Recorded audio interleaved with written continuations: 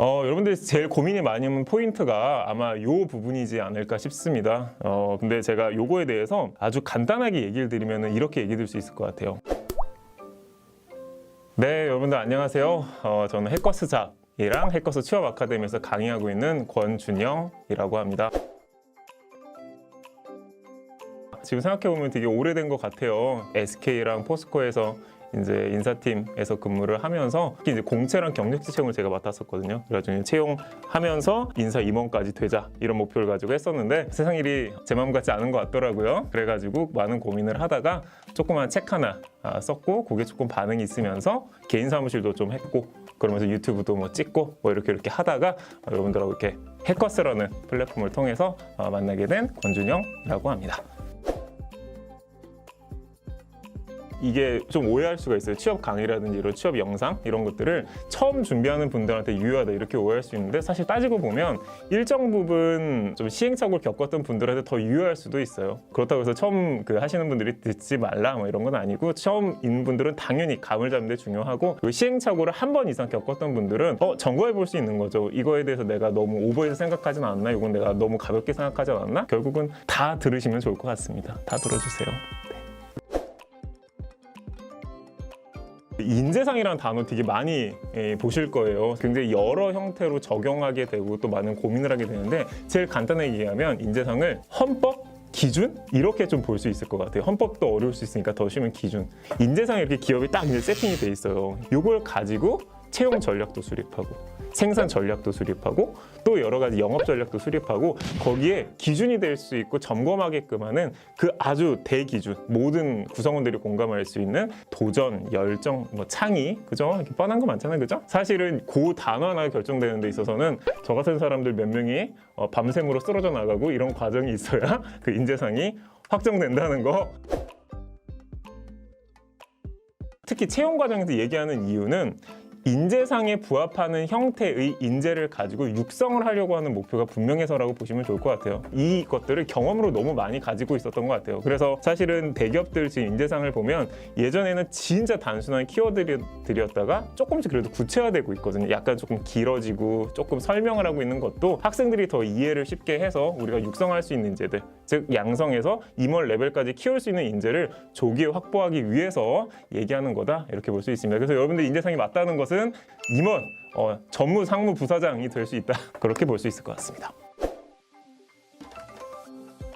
자, 여러분들 아마 인재상을 보다 보면 되게 좀 헷갈리는 그게 있어요. 그래서 차라리 인재상 그죠? 이렇게 딱 있으면 좋은데 비전, 미션 뭐 되게 많아요. 경영 원칙에 부합하는 사람 뭐 이렇게 그죠? 근데 생각해 보면 인재상이라고 하는 건 약간 역량, 가치관, 성격 이런 것들을 지향하는 멘트로 사실은 딱딱딱 규정되어 있는 키워드 여러분들이 딱 봤을 때 그런 거를 우리 인재상이라고 일단 봐야 될 것 같고 큰 범주에서 인재상과 다소 다른 이 비전 미션은 여러분들 지금 취업 준비 다 하고 있으니까 포부를 세팅할 때 저는 인사직무잖아요. 저는 인사 직무를 하면서 인사에서 이걸 꼭 달성하겠습니다라고 하는 이런 아주 직무적 포부가 있고 그냥 개괄 포부도 있거든. 너희 회사와 나는 이걸 함께 하겠다 이렇게 주장하는 자소서 면접에서 비전이라든지 미션 같은 거는 이런 개괄 포부를 세팅하는 데 있어서 굉장히 중요하다. 근데 큰 틀에서 보면 기업이 지향하는 거기 때문에 인재상이라고 같이 해석을 하는 게 저는 좋다고 생각을 합니다. 다만 우리가 어필해야 될 포인트가 다른 거겠죠. 여러분들이 제일 고민이 많이 하는 포인트가 아마 요 부분이지 않을까 싶습니다. 근데 제가 요거에 대해서 아주 간단하게 얘기를 드리면 이렇게 얘기 드릴 수 있을 것 같아요. 여러분들이 희망하는 기업들의 아마 그 인재상을 한번 이렇게 쫙쫙 한번 보시면 공통적인 점을 하나 발견할 수 있을 거예요. 그게 뭐냐면 대부분의 기업들이 도전, 창의, 능동, 글로벌, 그다음에 주인의식 등과 한 3개에서 5개 정도를 크게 벗어나진 않는 거예요. 물론 이제 세부적으로 하면 조금 나눠지긴 하지만 즉 기업들이 가지고 있는 인재상이 보편적이라는 특징이 하나 있어요, 여러분들. 그러니까 다 비슷한 거예요, 기업들이. 그러면은 사실은 사전에 즉 뭔가 자소서를 쓰고 면접을 보기 이전 그 사전에 이런 좀 공통적인 한 3대, 5대 이런 인재상들은 나름 준비를 해야 된다라는 측면이 하나 있는 것 같아요. 일단 첫 번째 그게 하나 있는 것 같고 그 다음에 이제 두 번째로 보면 여러분들이 이제 인재상을 가지고 역량을 높일 때 제일 많이 하는 실수가 약간 이런 것 같아요. 예를 들어서 협력, 팀워크가 있다고 치면은 자, 팀워크가 이렇게 인재상이 있어요, 여기. 그러면 여러분들이 자소서에 저는 팀워크를 지향합니다. 저는 팀워크를 갖춘 인재입니다. 그래서 입사에서 팀워크를 발휘하겠습니다. 라고 얘기를 하는 거죠. 근데 사실 이 기업 입장에서 이제 그 멘트, 이 팀워크를 이제 세팅한 이유는 우리는 팀워크라는 단어가 되게 중요한데 인재상으로 너는 그걸 어떻게 해석하고 있니를 물어본 거기 때문에 제가 생각하는 팀워크란 목표에 대해서 지속적으로 공감하는 것입니다. 이렇게 얘기를 하고 그 이유 설명하고 경험 설명하고 직무 접점을 설명하는 이런 방식으로 쓸 필요가 있는 거죠. 그럼 요거를 우리가 합쳐서 보면 인재상이 예측이 된다. 3, 4, 5, 6개. 그러면 이걸 준비를 해야 되겠다. 1번. 그럼 이걸 준비할 때 어떻게 한다? 직접 쓸 게 아니라 나 나름의 언어. 열정도 마찬가지예요. 저는 개인적으로 열정의 핵심은 압도적인 시간 투입이라고 생각합니다. 6시간보다 8시간, 8시간보다 100시간. 그 이유는 다음과 같다. 그런 경험이 있다. 이렇게. 그렇죠? 그래서 여러분들 이 2가지 특징을 좀 고려를 하면 이런 방식으로 사전 준비를 하는 게 여러분들 인재상을 다 똑같이 쓰는 거, 또 인재상을 또 안 쓰기도 애매한 이런 상황을 모두 극복하는데 좋지 않을까 싶습니다. 자, 여러분들 그 인재상과 관련돼서 이제 합격에 얼마나 영향을 미치느냐 이런 질문들을 기자님들, 그 취업 관련 그런 분들한테도 참 이 질문을 참 많이 받아왔었던 것 같아요. 제가 요거를 사실 제일 하고 싶은 말은 케바케이긴 한데, 그죠? 제일 편한 말이. 근데 이걸 그나마 수치화를 하면 한 20에서 30%? 20에서 30%? 왜 그러냐면 여러분들 생각해보면 우리 인재상이 세팅이 됐어요. 여러분들 우리 다 아는 도전열정 창의 이런 거 있잖아요. 그걸 잘 생각해보면 자, 여러분들이 자소서나 면접에서 성격, 소통 방식, 업무 태도, 가치관, 그 다음 개괄 포부 이 5개 정도에만 써야 되는 거죠. 요 5개. 그리고 여기엔 유효한 거예요. 그럼 얼마나 영향을 미치느냐? 요 5개가 비중이 여러분들이 쓰는 자소서에 몇 개가 있냐에 따라 달라지는 거죠. 근데 제가 20-30%라고 한 건 보통 요 5개만 한정해 놓고 봤을 때 자소서 문항이 10개가 나온다고 하면 평균 20-30%가 요런 유형이다. 그렇기 때문에 했는데 어느 회사는 이런 게 많을 수 있잖아요. 1번 뭐 성장 과정 여러분들 가치관을 써야 돼요. 이거 상세한 설명은 다음에. 그래서 성장 과정이 있고 2번에 성격이 있고 3번에 당신이 지향하는 삶의 태도가 있고 이렇게 되면 비중이 훨씬 높은 거고 아예 아닐 수 있거든. 회사 지원 동기, 당신의 직무적 역량, 지식적 강점 이렇게 되면 비중이 낮겠죠. 이렇게 볼 수 있을 것 같습니다. 이거는 너무 많아서 여러분들 이건 너무 많아서 사리가 있나요 수준이 아니라 너무 많은 것 같아요. 다만 제가 대표적으로 여러분들 이해하기 쉽게 CJ그룹과 여러분들 주목하는 곳이 마이다스 IT 이렇게 굉장히 특정되는 인재상을 지향하는 곳들이 있어요. 이런 데들은 자소서 문항도 다 연계가 돼 있다는 특징이 있기 때문에 여기가 이제 세팅이 안 되면 불합격으로 가기 쉽고 이 설명을 잘해 합격을 한다 정도가 설명이 가능한 일부 기업들이 있는데 그렇지 않은 곳들은 아까 우리 다른 문항 속에 제가 말씀을 드렸듯이 성격, 가치관, 소통 방식 이런 데 있어서 조금 더 가점을 얻기 위한 것이지 사실 여기서 설명 안 했다 그래서 무조건 불합격이다 이렇게 보기는 어려운 것 같습니다. 따라서 여러분들 인재상보다 훨씬 더 중요한 건 전체적인 자소서 맥락을 통해 이 사람이 영업 직무에 단계적으로 잘 왔구나가 전체적인 개괄적으로 총괄 설명이 되는 게 훨씬 중요하지 그거 설명보다 1번엔 도전 써야 되겠다 2번은 창의를 써야 되겠다 이거 매몰돼가지고 쓰다 보면 여러분들 면접에서도 이상한 말을 하게 될 거고 그러면 불합격 확률이 더 높겠다 이런 생각은 듭니다. 따라서 인재상과 경험을 무리하게 맞추려고 하는 것보다는 내가 인사직무, 영업직무, 생산직무를 지금 관심 나름 심화 그리고 포부 뭐 이런 단계를 잘 설명하고 있나를 보는 게 훨씬 더 중요하다고는 생각합니다. 자소서뿐만 아니라 우리 면접도 차별화를 해야 됩니다. 그래야 이제 붙는다고 하죠. 근데 그 차별화를 저는 도전 인재입니다. 저는 도전을 잘합니다. 저는 도전을 되게 중요하게 생각하거든요. 저는 창의를 엄청 잘해요. 그러니까 차별화가 되겠어요, 그죠? 절대 안 됩니다. 그리고 설령 난 도전을 이렇게 설명해야지라고 재정의를 잘하고 여러분들이 그랬다고 해도 사실 이것만 계속 어필하는 건 엄청난 문제가 있다. 사실은 다른 사람의 자소서랑 차별화를 이루기 위해선 제가 아주 이거를 정론으로 얘기를 하면 다시 한번 성격, 가치관, 소통 방식, 개괄 포부 등과 관련된 건 인재상을 해석해서 반영. 그 외 질문들은 당신네 회사에 이러한 시너지를 줄 수 있다라는 시너지 설명이 베이스. 그래서 인재상을 해석해서 이런 문항에 반영하고 이런 나머지 문항들은 당신 회사에 삼성에 LG에 한전에 나는 이런 시너지. 여러분들 시너지를 쉽게 얘기하면 너희 회사에 돈을 벌어다 주겠다, 비용을 줄여 주겠다, 그거 리스크 줄여서 너희들이 예측한 대로 내가 할 수 있게끔 베이스가 돼주겠다, 이런 거를 적극적으로 어필하는 게 차별화가 되는 거죠. 전부 도전 형식만 얘기하면 여러분들이 머릿속에 큰 혼란이 올 수 있습니다. 면접에서 아무 얘기도 못합니다. 절대 안 됩니다.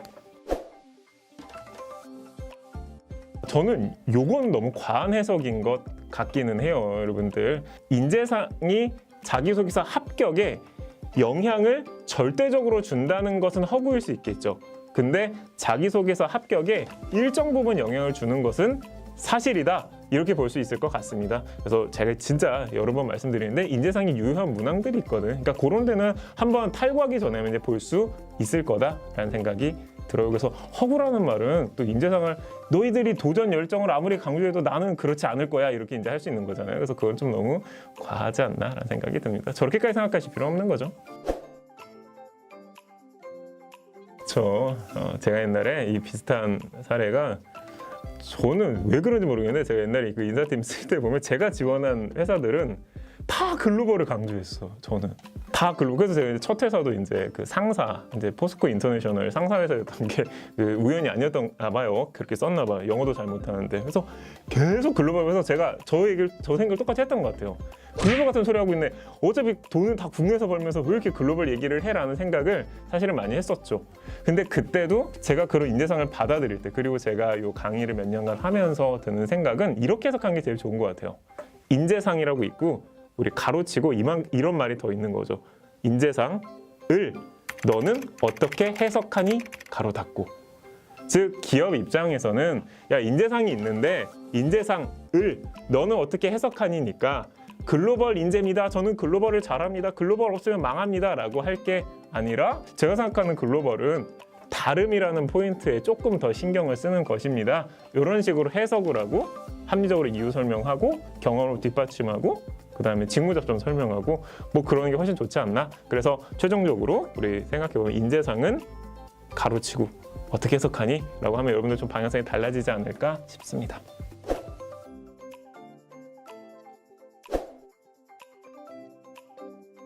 (2018년에) 소통 협력이 이렇게 순위가 쫙 올라와 있다, 그죠?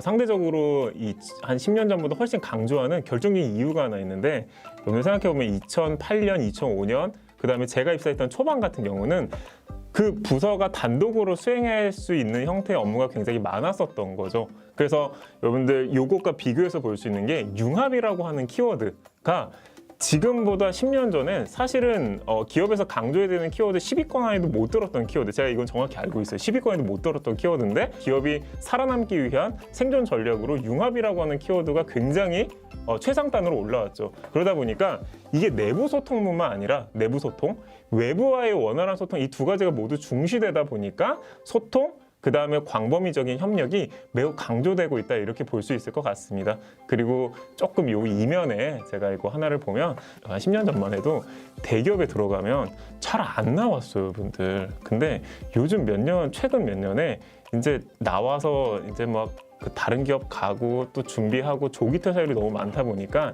요 문제가 뭘까에 대한 해석을 하면서 개인의 소통 역량, 그 다음에 팀워크 역량이 굉장히 중요하다라고 측정해서 저게 강조된 거다, 이렇게 볼 수 있을 것 같습니다. 이건 이면에 대한 내용이다, 이렇게 보시면 좋을 것 같아요.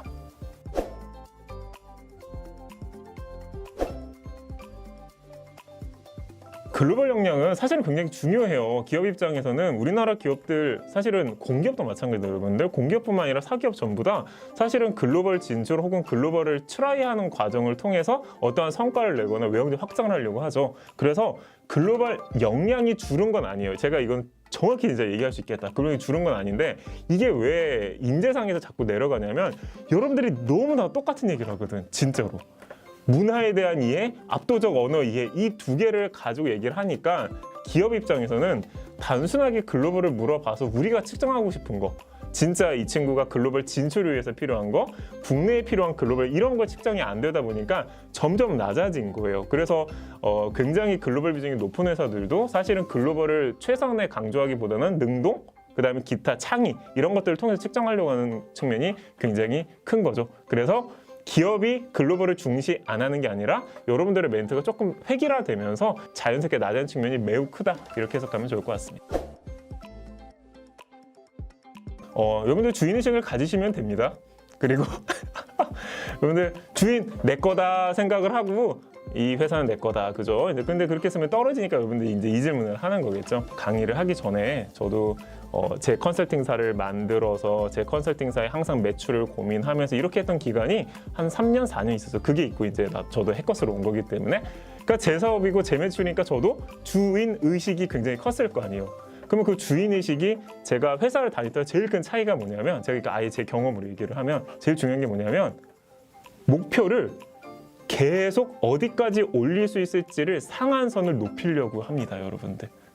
주인의식, 내 거라고 생각이 들면 상대방이 250개를 팔아야 된대요. 근데 왜? 280개, 상황에 따라서는 약간 조정을 통해서 320개까지 할 수 있지 않을까가 돼요. 왜냐하면 내 거기 때문에 하나라도 더 해야 되거든. 그래서 쉽게 얘기하면 하나라도 더 하려고 하는 거, 이걸 세련되게 풀면 목표의 상향을 통한 달성까지의 의지라고 볼 수 있을 것 같습니다. 그래서 목표의 상향적 관점에서 저 주인의식을 풀어보면 되게 좋을 것 같습니다. 제가 저것 때문에 굉장히 그 스트레스와 탈모, 숱이 많아 보이지만 그때 탈모도 오고 그랬었다. 그래서 여러분들 주인의식을 그렇게 표현하시면 좀 좋을 것 같습니다. 자, 여러분들 지금까지 우리가 이제 인재상에 대해서 함께 이제 알아보고 또 주의해야 될 점들 체크해봤는데, 크게 보면 두 가지다. 우리가 이제 주목해야 되는 건, 첫 번째는 인재상이 가지고 있는 보편성이라는 키워드에 주목을 해야 되겠다. 그래서 여러분들이 정말 쉽게 얻을 수 있는 자료들, 서칭해서 얻는 거, 그 다음에 뭐 나름 여러분들이 조합해서 얻을 수 있는 정보들을 통해서 인재상 1순위부터 5순위 금방 정할 수 있습니다. 따라서 이걸 3월, 9월 목전에 가서 이걸 어떻게 하지라고 할 게 아니라 사전에 어떻게 적용하고 준비할 것인가를 먼저 고민하는 게 중요하다가 첫 번째. 그러면 이제 이걸 가지고 자소서 분량으로 쓰거나 아니면 면접 나름의 스크립트로 만들 때 제일 중요한 건 능동, 팀워크 등에 대해서, 저는 능동한 인재입니다, 저는 팀워크를 잘하거든요 라고 해서는 답이 없다. 이거는 사실 기업의 의도에도 부합하지 않고 이걸 가지고 차별화도 안 된다. 따라서 능동이라고 하면 저는 목표를 최대한 상향할 수 있는 인재입니다. 팀워크면 팀의 목표에 대해서 지속적으로 관심을 가지는 인재입니다. 글로벌이라고 하면 글로벌 관점에서 다양한 리서치가 가능한 인재입니다. 이렇게 재정의를 하고 이유 설명하고 경험 쓰고 그리고 직무접점 설명하는 이런 방식으로 정리를 하시는 게 좋을 것 같습니다. 자, 그래서 지금까지 인재사항과 관련된 오해, 그 다음에 활용법에 대해서 잘 알아봤고요. 자, 여러분들 해커스자 유튜브 좋아요와 구독 꼭꼭꼭 많이 눌러주시고, 여러분들 또 다른 영상을 통해서 또 만나 뵙도록 하겠습니다. 여러분들 나름 긴 영상 보시느라 고생했습니다.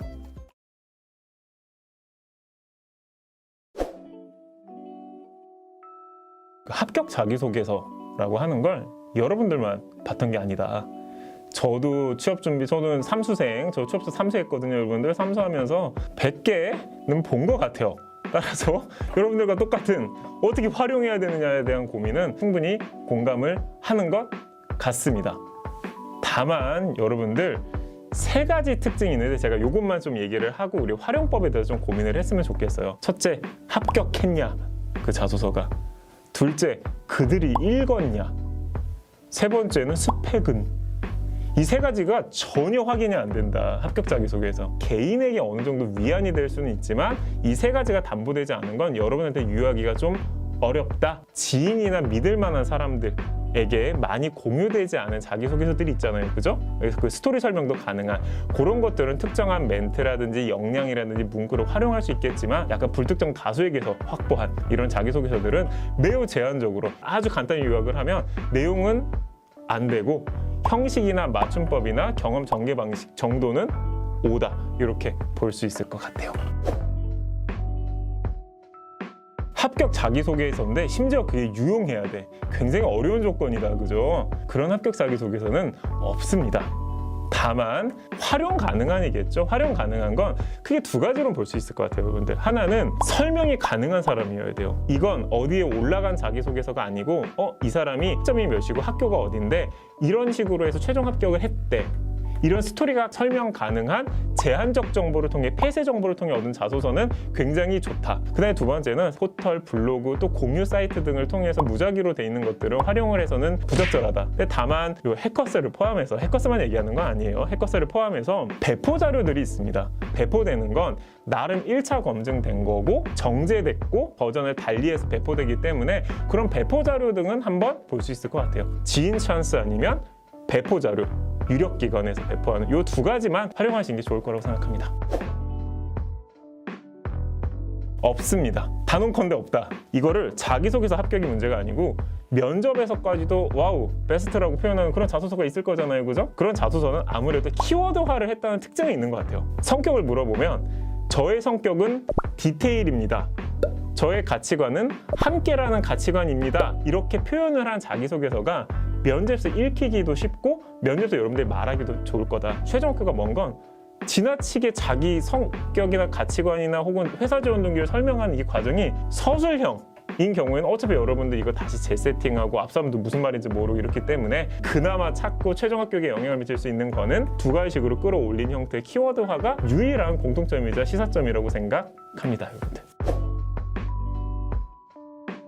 무조건 안 되고 절대 안 됩니다. 특히 저 위험한 언어예요. 컨트롤 C와 컨트롤 V를 할 게 있지. 여기서 하면 안 된다. 특정 문단이나 특정 문장을 그대로 갖다 쓰겠다라는 걸로 제가 이해가 돼요. 왜냐면 마음에 들거나 아니면 이 방식은 괜찮으니까. 대한민국에 있는 모든 대기업에서는 여러분들이 접근할 수 있는 모든 정보 루트에서 확보된 자소서를 바로 유사도 체크할 수 있는 시스템을 모두 갖추고 있습니다.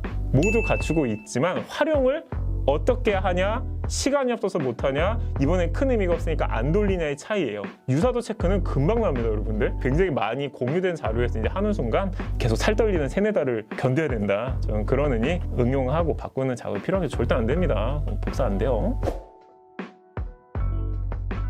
요거는 제가 오히려 반대로 얘기할 수 있을 것 같아요.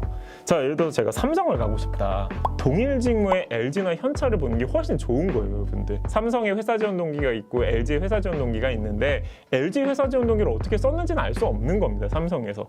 따라서 그나마 표현을 일부 갖다 쓰고 그 다음에 형식 자체를 유사하게 가져가기 위해선 동일 직무의 타 기업 자소서를 보는 게 훨씬 유리하다. 동일 기업 자소서를 가지고 그 표현을 마음에 든다고 갖다 쓰는 게 최악이겠죠. 대신 직무와 문항이 동일해야 되겠죠. 저는 오히려 반대라고 생각합니다. 기업별로 보면 안 되고 그나마 본다면 저 같으면 다른 기업의 자소서를 보는 게 훨씬 유효하다라는 생각이 듭니다.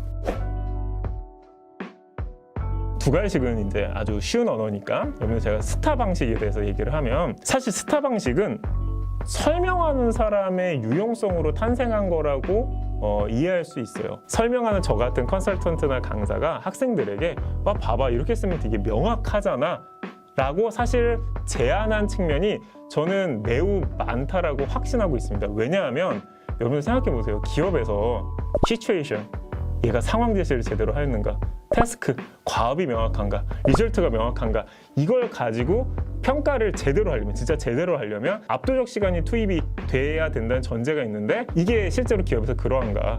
저는 현실적으로 그렇지 않다고 봅니다. 따라서 합격 자기소개서에서 여러분들 오히려 인사이트를 얻는다면 스타 방식이 적용이 안 돼도 되는구나.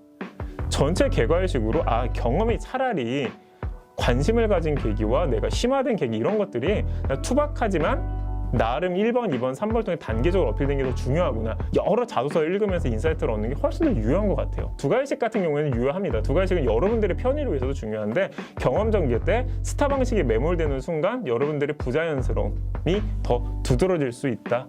자소서에 공식이 있다. 이렇게 얘기를 하는 것은 과하다라는 생각은 듭니다. 그래서 여러분들이 많이 읽었으면 저걸 발견하는 건 너무 당연하다라는 생각을 합니다. 절대 모르죠. 이거 올린 사람도 모를걸요? 굉장히 제가 그 합격 자기소개에 시니컬하다고 생각이 들 거예요, 그죠? 제일 큰 이유가 이건 것 같아요. 알 수가 없어요. 심지어 있잖아요. 모 포털이나 혹은 공유 사이트에서 점검을 해야 되는 거잖아요.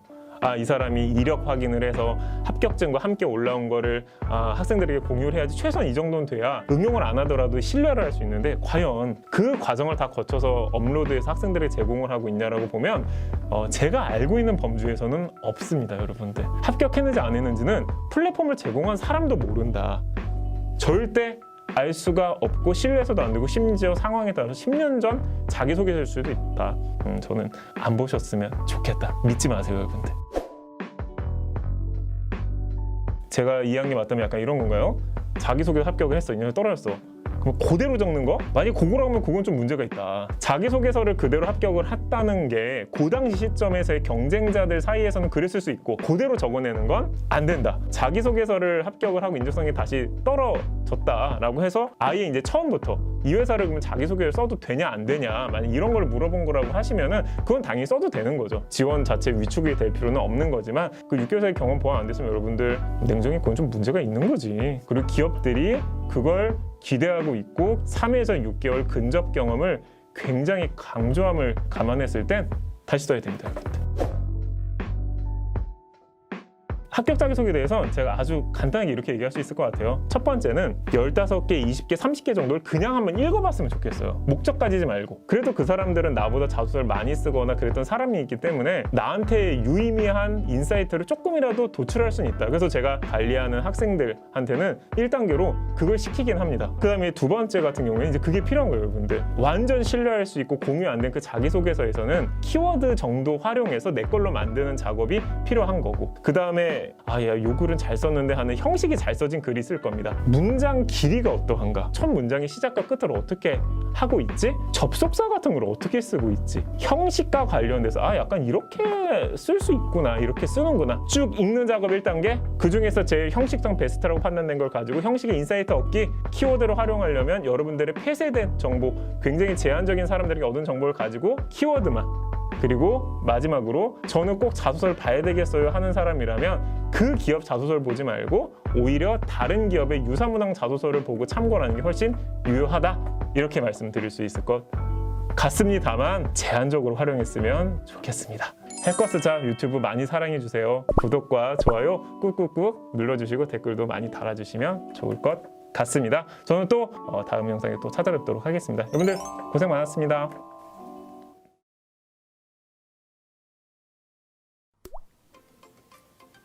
네, 전국의 우리 취린이 여러분들 안녕하십니까?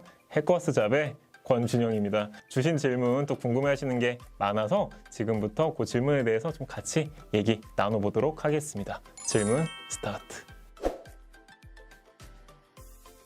영상이 많죠? 계속 막 쪼개져가지고 많이 배포돼가지고 여러분들 취업이라는 검색어나 유튜브나 페북에 치는 순간 제 늪에서 빠져나올 수가 없다. 그래서 굉장히 많이 나오고 있습니다. 같은 내용이라도 약간 시즌성이 좀 있는 건 있는 것 같아요. 1년, 2년 전 거 같은 경우에는 또 그때의 뉘앙스가 반영된 측면도 있어서 계속 이제 좀 리뉴얼 하려고 노력을 하고 있거든요. 조금 기간에 지나치게 오래됐다라고 한 거는 조금 업데이트된 버전이 있지 않을까? 라는 생각을 가지고 봐주시면 좋을 것 같고, 그것도 보고 이것도 보고 뭐 다 보면 좋은 거고 뭐 그런 것 같습니다.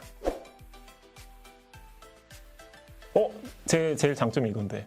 저 답 되게 잘해요, 여러분들. 다만 증문즉답이 안 될 뿐이지요. 제가 평균 한 10일? 7에서 10일 정도에는 최대한 답을 해드리려고 노력을 하고 있고, 빠르면 뭐 2, 3일 경우도 있고 그렇기 때문에 답을 해주겠구나를 가지고 약간 여유 있게만 질문 주시면 여러분들 질문보다 보통 2배, 3배, 4배 길게 이렇게 답변을 답변하는 걸 좋아하는 스타일입니다. 올라갑니다. 100% 합격입니다. 이러면 참 좋은데 그렇게까지 말하면 제가 좀 그죠? 그럴 것 같아서 제가 아주 논리정연하게 합격률에 대해서 좀 말씀을 드리면, 사실은 제가 가지고 있는 강의의 특징, 그리고 일부 그래도 좀 공감해주는 학생들이 좀 있으신 거는 면접에 굉장히 유효한 형태로 단일화시켜서 준비할 수 있다는 있는 것 같아요. 그 정도 말씀드릴 수 있겠다. 제가 여러분들 그냥 이거는 별건 아닌데, 제가 옛날에 개인 사무실 할 때 합격률이 한 95% 육박하고 그러긴 했습니다. 한 달 이상. 그러니까 여러분들 한 달 이상 들으면 되겠다, 그죠? 한 100개 영상을 다 돌려서 최종 합격, 즉 면접까지 유효하게끔은 제가 세팅을 좀 하는 편이니까 그렇게 참고해 주시면 좋을 것 같아요. 여러분들 제가 전공이 뭔지 아시나요? 법학과 출신입니다. 그 고리타분하고 취업 안 되고 그런다는 법학과 출신이라서 제가 이 고민을 그대로 했었다, 여러분들. 그리고 심지어 제가 지금은 정말 어렵고 저 때도 뭐 어렵죠. 저는 공인노무사 시험 준비를 1년 8개월 정도 저도 준비를 했었습니다. 물론 이제 다른 딴짓을 하면서 좀 하긴 했는데 어쨌든 1년 8개월 하긴 했어요, 저도. 그러다 보니까 저도 똑같은 고민이 있었죠. 저 고시 공부를 하게 되면 아무래도 이제 경험이 없잖아요, 그죠? 그 기간 동안에는 경험을 직접 얘기하기도 그렇고 고시 공부를 딴 거 했다 그러기도 그렇고 그래서 없었는데 제가 그때 다짐했던 게 있다. 그래서 제 사례를 가지고 여러분들이 어떻게 해야 되냐에 대한 가이드를 드리려고. 그때 이제 취업을 해야 되겠다 딱 마음 먹었을 때 저한테 남은 기간이 4개월인가? 6개월인가? 그 정도 남았었어요. 그래가지고 그때 제가 마음 먹었던 게 첫 번째, 일을 하자. 두 번째, 교육을 듣자. 세 번째, 내가 가지고 있는 경험이 제가 봉사활동 하나밖에 없더라고요. 이걸 데코하자.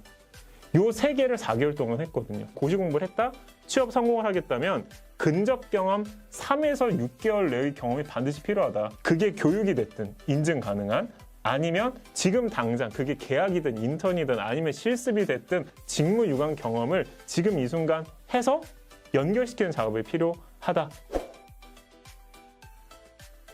이게 완전 케바케인 거죠. 자, 우리 한번 예시를 한번 들어볼까요?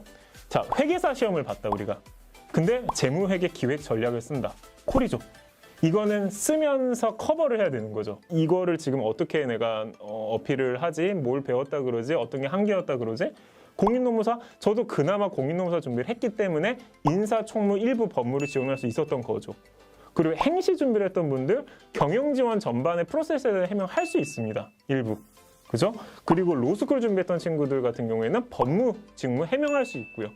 즉 이렇게 직무가 직접 해명되는 경우는 저거 얘기하면 내 2년간 시간을 버리고 혹시 입사해서 다시 회계사 준비를 한다 그러지 않을까의 공포를 가지고 안 써서는 여러분들 진짜 답이 없는 거죠. 어떻게든 해명하고 반성을 하는 방법이 있어야 되는데 이렇지 않은 경우가 있다. 변리사 시험 준비를 했는데 전혀 이 직무랑 안 맞는 경우 사실은 어쩔 수 없죠.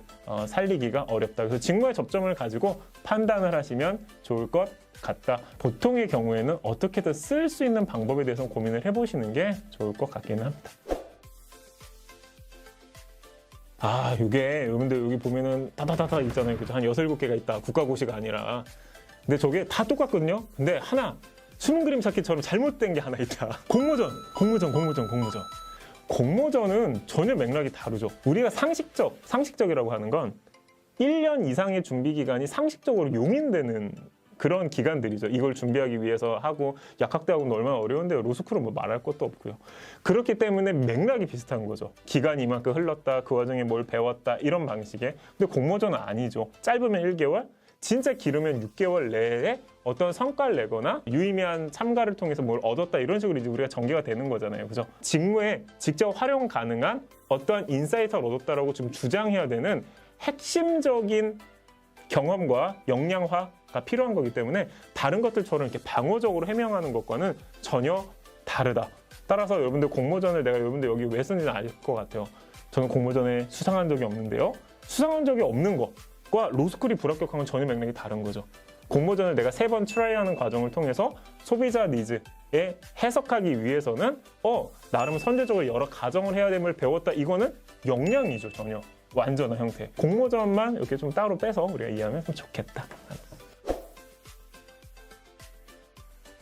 동의합니다. 여러분들의 고민이 굉장히 합리적이고 그리고 정답에 가깝다라고 생각합니다. 고시와 관련돼서 어필하는 포인트를 보면 그 고시를 아주 진득하게 견뎌냈다. 그래서 뭘 얻었다. 그 와중에 어떤 계기를 통해서 내가 취업을 하게 됐다. 이 3개 말고는 없는 거예요. 기본적인 구조는.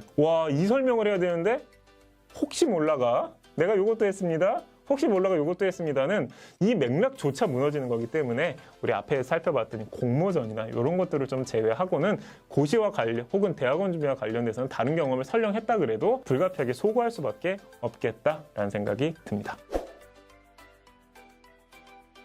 100% 동의합니다. 근데 여러분들 이 단어가 되게 위험한 거 알아요? 끈기가 있으면 합격했어야지. 가 되는 거야. 이거 굉장히 위험한 단어예요, 진짜로. 제가 옛날에 이거 사례 내가 그대로 얘기 드리면 제가 그 포스코 공채 면접 볼 때 2차 면접인가? 갔는데 노무사 얘기를 물어보더라고요. 물어봐서 제가 나름 열심히 끈기를 가지고 했다고 그러니까 앞에서 피 웃는 거예요. 우리 면접관. 그때 제가 모셨던 팀장님이. 끈기가 있으면 한 4년, 5년 붙들고 해야지 뭐 1년 8개월하고 끈기라고 합니까? 그분도 노무사 준비를 하고 있던 거예요. 그분도 인사 팀장이니까. 자기 6년, 7년째 하고 있는데 장난함? 이런 눈빛으로 저를 이제 보면서 제가 큰 난관에 부딪혔었죠. 제가 요 사례를 말씀드리는 게 끈기라는 단어는 너무 위험해요, 여러분들. 끈기는 나름 결과를 담보한다는 특징이 있기 때문에 좀 위험하고, 그래서 제가 여러분들 어필할 수 있는 역량을 크게 3가지로 한번 정리를 해보려고 그래요. 첫 번째는 과정이 있네. 즉, 한 단계. 참, 이거 너무, 여러분들 이거 굳이라도 생각하지 말고 어떻게든 만들어야 되기 때문에 봐봐요. 과정이 있네요. 즉, A라는 결과까지 도달하기 위해서 나름 한 단계 한 단계를 스텝 바이 스텝으로 넘어가는 과정이 있네, 강점이 있습니다 라는 게 하나 있을 수 있고, 두 번째는 뭘까요? 직무 역량에서 제가 이 노무사 혹은 회계사 준비 과정에서 배웠던 특정 지식은 해당 직무에서 적응하는, 즉 제가 영어 한번 쓰겠습니다. 어댑션, 적응에 있어서 그걸 쉽게 한다. 즉 배경 지식의 이해가 높다, 다양한 사례에 대한 이해가 높다로 풀 수 있습니다. 그걸 풀어야 되고요, 쓴 경우에는. 그리고 세 번째가 자기 객관화인데, 여러분들 이게 어려우면 반성이라고 합시다. 1년 8개월에서 저를 그대로 이 3개를 갖다 보시면 이런 거죠. 제가 1년 8개월의 노무사 준비 과정을 통해서 저는 한 단계 1차 면접에서도 4과목을 단계적으로 준비하는 과정에서 하나 이 과정을 인내하고 그 다음 단계로 넘어가는데 강점이 있었습니다. 그 과정을 통해서 산업안전, 보건법과 관련된 게 이렇게 적용될 수 있구나라는 걸 배운 사람이기 때문에 적응을 잘할 수 있고요. 그런데 1년 8개월쯤 됐을 때 이거를 내가 지속적으로 끌고 가기 좀 어렵겠다, 혹은 특정 부분에 있어서의 강점을 더 활용해야 되겠다라고 하는 자기 객관화 과정을 통해서 지금 취업에 대한 결심을 하게 됐고, 그 결심을 한 순간 내가 경험을 이렇게 빠삭했다. 이 4단계로 하는 방법 외에는 없다. 이게 맥스 값이다. 이렇게 얘기 드릴 수 있을 것 같습니다. 이건 한번 잘 활용해 보시면 좋을 것 같아요. 그래서 3에서 6개월 근접 경험이 필요한 거예요, 여러분들. 이거 있잖아요. 제가 특히 문과 학생들, 특히 이제 뭔가 준비를 많이 한 이런 학생들 보면 이 고민이 정말 많아요. 제가 없다 이거야. 근데 제가 이것도 약간 좀 이렇게 정색을 하고 얘기하면 그럼 지금 뭐 해? 이렇게 제가 물어보긴 해요. 지금 뭐 하는데? 진짜 못하는 게 맞아? 트라이를 해봤어? 이렇게 얘기를 제가 합니다. 기업에서도 보면 2017년, 16년 경험보다 직전 3개월, 6개월을 어떻게 했느냐를 더 높이 평가함을 감안을 했을 땐 반드시 고시공부는 스토리라인이 거기서 끝나야 돼요. 자기 객관을 통해 고시를 접고 취업을 하고자 했습니다. 따라서 저는 어떠한 교육과정을 들음으로써 이론적 이해를 하려고 했고, 작은 회사지만 거기서 생산관리 인턴을 하면서 생산이 이런 거라는 걸 배웠습니다. 저는 의지를 가지고 이 자리에 왔습니다. 여야 하는 것이죠. 근접 경험 필요합니다. 데코로 한계가 있다. 절대 안 됩니다. 기업에서 그 정도는 금방 솎아낼 수 있다. 그래서 빨리 경험만 드셨으면 좋겠습니다. 지금 이 순간, right now. 그렇진 않겠다. LG 삼성에서 그죠? 얘는 2년 6개월 했으니까 합격. 3년 6개월이면은 무능 이렇게 하겠어. 그죠? 그건 아니죠. 근데 2가지 유형은 하나 있는 것 같아요. 하나는 1년 미만은 좀 설명은 필요할 거예요. 어디서? 면접에서. 그러니까 자소서라기보다는 면접에서 왜 그렇게 금방 그만뒀냐에 대해서만큼은 나름 조언을 얻는 과정 혹은 고시공부 과정에서 보이는 어떤 심각한 한계에 대해서는 설명이 가능해야 되긴 할 겁니다. 보통 1년 이상을 기준으로 하기 때문에 이게 하나 있고, 졸업을 넘었냐 아니냐는 좀 있는 것 같아요. 고시공부를 2년을 했어도 3, 4년 됐을 수 있잖아요. 그러면 졸업 전이기 때문에 사실 여러분들한테 그게 치명타라고 보기엔 좀 어렵죠. 근데 1년 6개월을 했는데 심지어 졸업하고 6개월 뒤에 그걸 시작한 거야. 그래서 2018년에 졸업을 했는데 지금 2020년, 2021년 이거는 합격선이 문제가 아니라 기업에서 나를 굉장히 이상하게 볼 수는 있겠구나. 이 설명은 진짜 명확하게 해야 되겠다라는 걸로 우리가 갈 수는 있겠지만 2년이면 합격, 3년이면 불합격, 4년은 4년 합격인가요? 네, 그건 아닐 거잖아요. 그죠? 짝콜 그건 아닐 거고. 그래서 그건 아닌 것 같아요. 자, 그래서 우리가 지금까지 이제 고시공부와 관련된 얘기를 좀 나눠봤는데 굉장히 감회가 새롭습니다. 저도 고시공부를 했던 사람 굉장히 아쉬움이 안 남습니다. 저는 굉장히 빨리 잘 포기했다고 생각하는 사람, 그래서 인생이 잘 풀렸다고 생각하는 사람이기 때문에 그렇긴 한데, 여러분들의 고민 굉장히 깊고 풀리지 않는 고민이라는 걸 알고 있습니다. 근데 진짜 중요한 건 여러분들이 고시 접고 취업해야지라고 하면 대부분 성공적인 학생들은 그 순간에 이력을 남기고자 합니다. 인사 혹은 법무의 실무적인 역량을 갖추기 위해서 20시수짜리 교육을 들었습니다. 이 과정에서 저 능동적으로 학습했어요. 그리고 너네 회사보다 훨씬 작은 100분의 1의 회사 규모지만 거기에서 4주 동안 현장 실습하면서 법무나 인사가 이렇게 흘러가는구나, 영업은 이렇게 흘러가는구나라는 걸 배웠어요.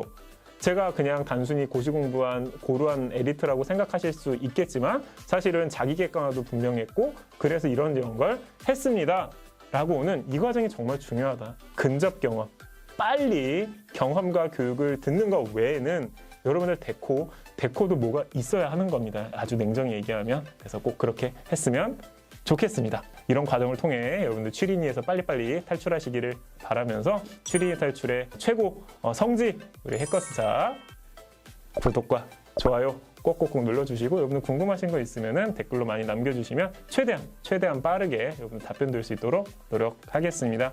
나름 긴 영상 보시느라 고생했습니다. 다음에 또 만나요 여러분들.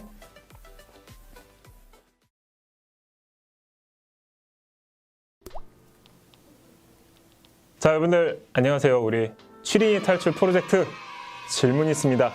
우리 해커스잡 권준영입니다. 여러분들 저의 과정을 통해서 좀 이 질문들이 해소가 되고 있는지 잘 모르겠어요. 해소가 돼야 되는데 그죠? 그래서 오늘 시간에는 자기소개서 제출 전에 뭘 해야 되느냐에 대해서 좀 같이 알아보고 살펴보는 시간을 가져보도록 하겠습니다. 일단 여기까지 왔다는 건 굉장히 대단한 거다, 그죠? 여러분들 썼다는 거잖아요, 그죠? 그래서 그 같이 잘 살펴보도록 하겠습니다. 자, 질문 시작해 볼까요? 제가 먼저 질문을 하고 싶다, 여러분들한테. 여러분들 최종적으로 검토하는 게 뭔가요? 라고 물어보고 싶은데 물어보면 맞춤법 검사를 합니다 인 것 같아요. 근데 그거 되게 중요해요. 왜냐하면 여러분들 제출한 자기소개서에서 정말 이상하게 많이 발견되는 경우가 많다. 특히 제가 최근에 본 거 중에 야, 여 를 되게 많이 쓰는 경우가 많다. 여러분들 다 있잖아요. 다를 막 이렇게 흥분해서 여러분들 쓰다 보면 했습니다 이런 식으로. 그래서 야, 여 이거 되게 많아요. 여러분들 이거 꼭 봐요. 여러분들 있을 확률이 매우 높아. 이런 것들은 자기소개서에서 야, 얘가 야를 3번 써니까 떨어뜨려. 기업이 그러진 않겠죠. 다만 면접 과정에서 읽힐 때 뭐야 성격이 이렇다더니 전혀 안 그렇네를 넘어가기 위해서 필요한 거죠. 그래서 이건 여러분들 하고 있을 거니까 안 하고 있으면 해야 돼요. 일단 이거 필요한 거고 그거 말고 사실 여러분들 제일 중요한 게 질문에 대한 답이어야 돼요. 민망하겠지만 같이 한번 읊어볼까요? 질문에 대한 답. 제가 더 쑥스럽네요. 자, 그래서 예시를 바로 드리면 약간 이런 거죠. 여러분들 지금 요거 저랑 한번 같이 생각해 보셨으면 좋겠어요. 어느 기업에서 이렇게 얘기를 했다고 칩시다. 직무의 성공을 위해 본인이 가지고 있는 핵심 역량은 무엇인가요? 이렇게 질문이 나가서 여러분들 지금 한번 생각해 봐요. 95% 이상이 어떻게 쓰냐면 제가 가진 역량은 이렇게 써요. 아니면 저의 역량의 핵심은 이것도 안 쓰고 이상하게 쓰는 경우도 좀 있겠지. 근데 사실 이렇게 쓰는 게 맞나요, 여러분들? 제출 전에? 앞 사람이 지금 뭐라 그랬어요? 직무에서 성공을 하기 위해 필요한 게 뭐냐 그랬잖아요. 그러면은 한 문단 혹은 1에서 3문장 초반에 뭐가 필요해요? 제가 생각했을 때 영업 직무에서 성공을 하기 위해선 많은 사람들의 공감을 받는 게 굉장히 중요하다고 생각을 합니다. 왜냐하면 그 공감 과정을 통해 구매를 하기 때문이죠. 거기에 필요한 역량이 제 역량입니다. 이렇게 얘기를 해야 되는 거죠. 비슷한 사례가 또 있다. 하나만 더. 여러분들 이거 워낙 중요해서 엘모 그룹 5대 그룹 중에 엘모 그룹이 여러 개가 있구나. 여러분들 생각해봐요. 2개 중에 하나야. 엘모 그룹에서 그 질문이 되게 많았다. 최근에 한 1, 2년간. 학업 외에 관심을 가지고 열정을 발휘한 경험에 대해 쓰세요라고. 그럼 이것도 95%. 제가 생각하는 열정은 저는 다음 같은 열정 경험 아니면은 제가 10년 전 이렇게. 근데 그게 맞나요? 사실 제출하기 전에 딱 보면 내가 뭐에 관심이 있었고 그게 왜 관심이 있었는지 설명이 지금 안 된 거예요. 이건 질문에 대한 답변이 안 된 거이기도 하고 여러분들이 제대로 평가받기 위한 기본이 안 돼 있는 거라고 우리가 해석할 수 있는 거죠. 그럼 어떻게 해야 돼요? 저는 다른 사람들과 더불어 사는 삶에 관심이 많아서 봉사활동을 좀 관심이 있었습니다. 그래서 봉사활동 관련해서 좀 조직장도 맡으면서 열심히 한 적이 있습니다. 그중에 가장 열정적이었던 경험은 이렇게 써야 되겠죠. 보통 대기업과 공기업에서 이런 식으로 앞에 1에서 3문장 정도를 커스텀해야 되는 질문을 50%에 육박한다고 봅니다. 차라리 갸를 쓰는 게 낫지 이게 반영 안 되는 게 훨씬 큰 문제입니다. 이건 진짜 복부터 합리적으로 해야 됩니다. 웬만하면 인사팀과는 내부 직원들도 인사팀과는 연락 안 하려고 그러는데 자꾸 연락하면 안 되겠지는 장난이고요. 여러분들 좀 구분해야 될 것 같아요. 여러분들 보면은 이제 이력이 틀렸을 수 있잖아요. 예를 들어서 학교를 2025년에 졸업했다고. 근데 이제 그게 제출이 됐거나 이렇게 이력상의 오류는 인사팀이나 관리자에게 연락해 수정을 할 수도 있어요. 아닌 경우도 있습니다. 절대 안 된다는 회사도 있고. 근데 여러분들 생각해봐요. 자소서를 인사팀에 연락해서 수정을 해줘도 문제고 해주지도 않지만 해주고 나서 어떤 생각이 들겠어요? 기업 입장에서는 이 친구가 지금 얘기한 부분 중에서 뭐 성격적으로 이렇다고 하더니 뭐 이거 하나 사실 제대로 맞춰가지고 제출도 못했구나. 그 이력도 다 남거든요, 여러분들. 이렇게 할 필요가 있을까라는 생각이 듭니다. 따라서 이 질문만 놓고 보면 이미 제출한 자소서를 인사팀이 10개 수정이 될까요? 라고 한 이 질문 자체는 너무 리스키하다. 리스크가 커서 저 같으면 절대 안 합니다. 그래 해주지도 않아요, 여러분들.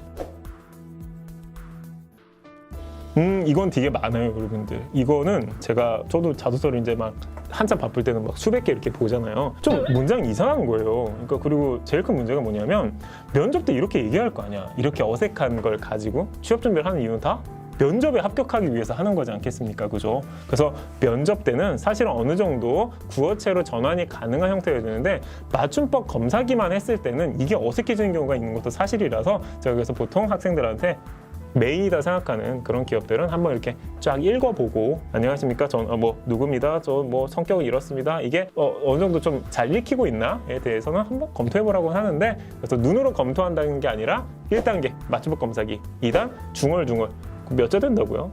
한 10분이면 읽습니다. 그렇게 해서 조금 고치는 2단계가 필요하다고 생각합니다. 여러분들 메인이라고 생각하는 기업들은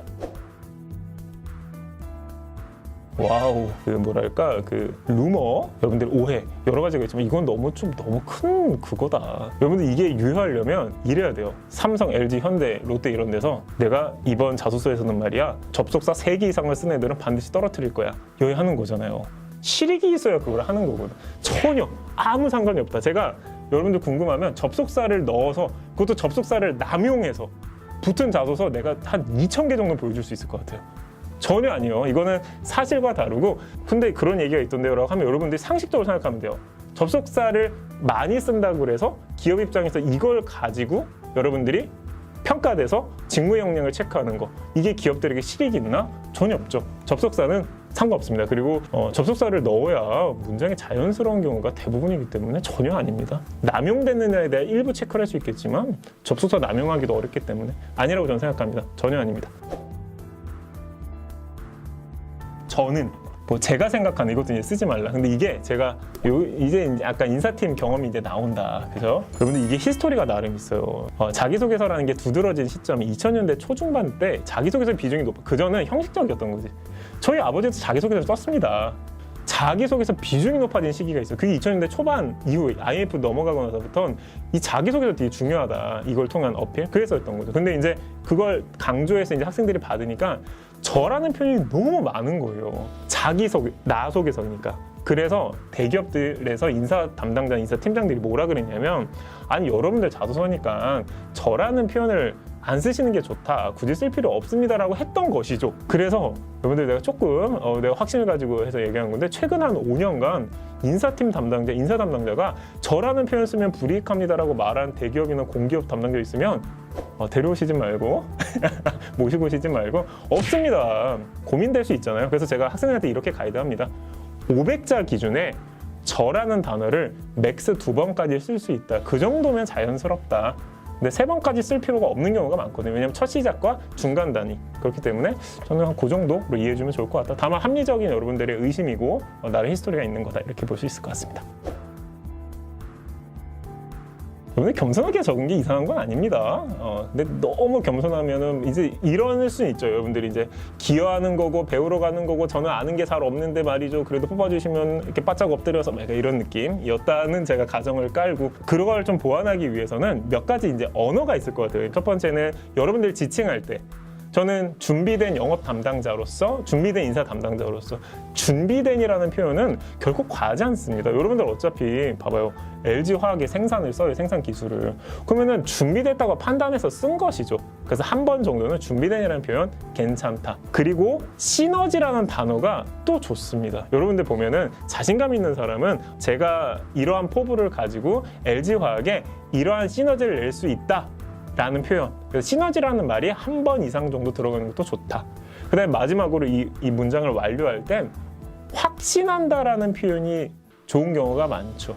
그래서 이걸 이어서 보면 저는 A와 같은, 다음과 같은 시너지를 낼 수 있다라고 확신합니다를 한두 번, 확신합니다 한두 번, 시너지 한두 번, 준비된 한두 번, 이런 단어들로만 조금 섞어서 몇 천자 중에 섞어 넣어도 이 친구가 나름 자기 핵심 역량과 포부에 대해서는 정확히 가지고 있구나 어필할 수 있지 않을까 싶습니다. 자, 여러분들 지금까지 우리 자소서 검토할 때 이제 어떤 걸 좀 최종적으로 점검해야 되는지 좀 알아봤는데 아주 간단한 거다. 맞춤법은 당연합니다. 뭘 위해서? 자소서를 위해서가 아니라 면접을 위해서. 여러분들 면접에서 엄청 많이 읽힙니다. 이게 뭐예요? 저게 뭐예요? 이거 왜 그랬어요? 막 이렇게. 그때를 위해서고, 그거 말고 여러분들이 제일 해야 되는 건 질문에 대한 답을 해야 되는데, 여러분들이 제출한 자소서 문항이 10개면 4, 5개는 질문에 대한 답변이 초반에 1문단이나 혹은 첫 문장, 두 번째, 세 번째 문장에 잘 안 돼 있는 경우가 많다. 그래서 제가 예시를 들어드린 것처럼 나 네 질문에 답하고 있는데 이런 방식을 차용하고 여러분들 준비한 걸 복붙하고 이런 방식을 하시는 게 좋을 것 같아요. 이거 되게 중요한데 여러분들. 이거 대기업에서 이거 되게 중요한 정보예요 여러분들. 꼭꼭꼭 바꿨으면 좋겠습니다. 자, 지금까지 여러분들 취린이 탈출을 위해 함께 고민하고 있는 권준영이었습니다. 여러분들 우리 꼭 잊지 말고 구독과 좋아요 꾹꾹 눌러주시고, 또 이어 관련돼서 저 이렇게 썼는데 맞아요? 아니요? 이런 거 있으실 거잖아요. 그런 것들 댓글로 남겨주시면 꼭 답변을 달아드릴 수 있도록 하겠습니다. 여러분들 너무 고생 많았고, 여러분들 고민에 대해서 충분히 공감하고 있음에도 제가 말씀드린 거에 대해서 꼭 참고해 주시면 좋을 것 같습니다. 여러분들 너무 고생 많았습니다. 다음에 또 다른 강의 통해서 뵙도록 하겠습니다. 여러분들 안녕. 자기소개서에 가치관을 쓰는 란이 사실상 대기업은 없습니다. 무엇이 성장했는지를 발견하기 굉장히 어려운 글들이 있습니다. 5월 말에서 6월 초에 매우 집중될 것이다 라고 하는 부분은 충분히 진단할 수 있을 것 같아요. 네, 여러분 안녕하십니까? 질문 있습니다. 네, 해과스잡 권준영입니다. 요즘 채용에 대한 걱정이 많으실 텐데 첫 번째 얘기했으면 하는 건 그래도 나름 균등하게 채용할 만한 기업들은 다 채용이 진행되고 있다, 이렇게 보는 게 현실을 조금 제대로 보는 게 아닌가라는 생각이 듭니다. 두 번째는 4월 내, 그 다음에 늦어도 5월 내에는 채용이 정상 진행된다라고 진단하는 게 합리적인 것 같아요. 여러분들 너무 그 걱정 안 했으면 좋겠다라는 생각이 들고요.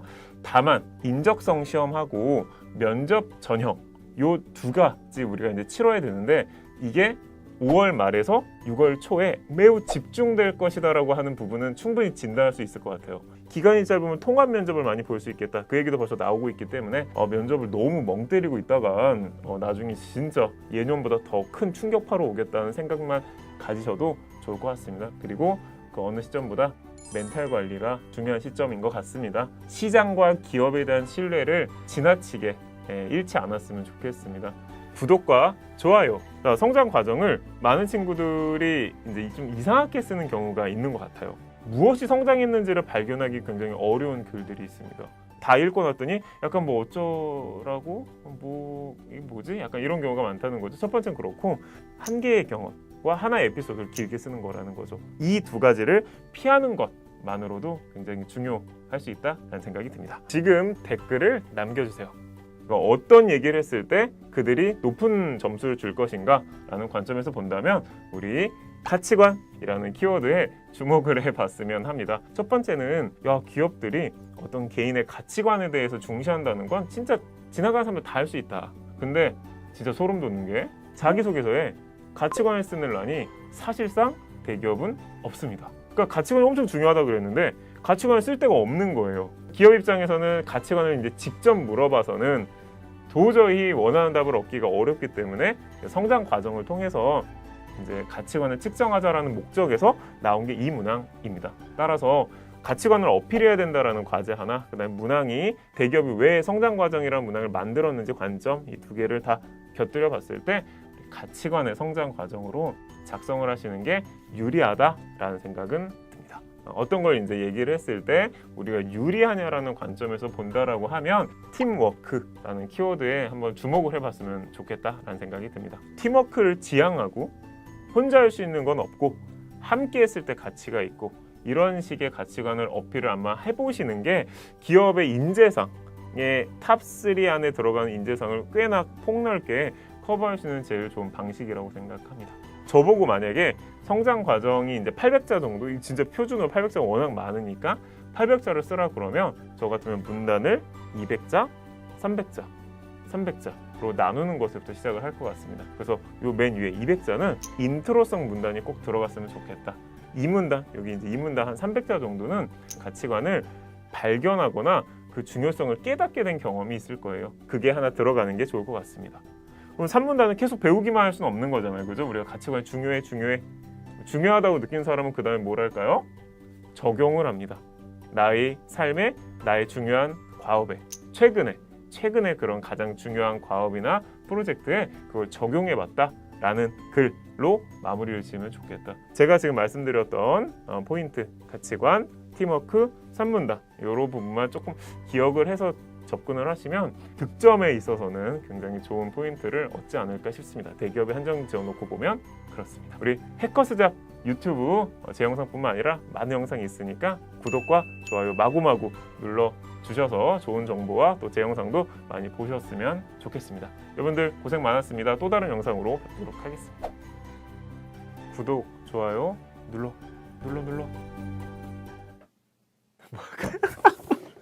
뭐 할까요 또? 현타 온다.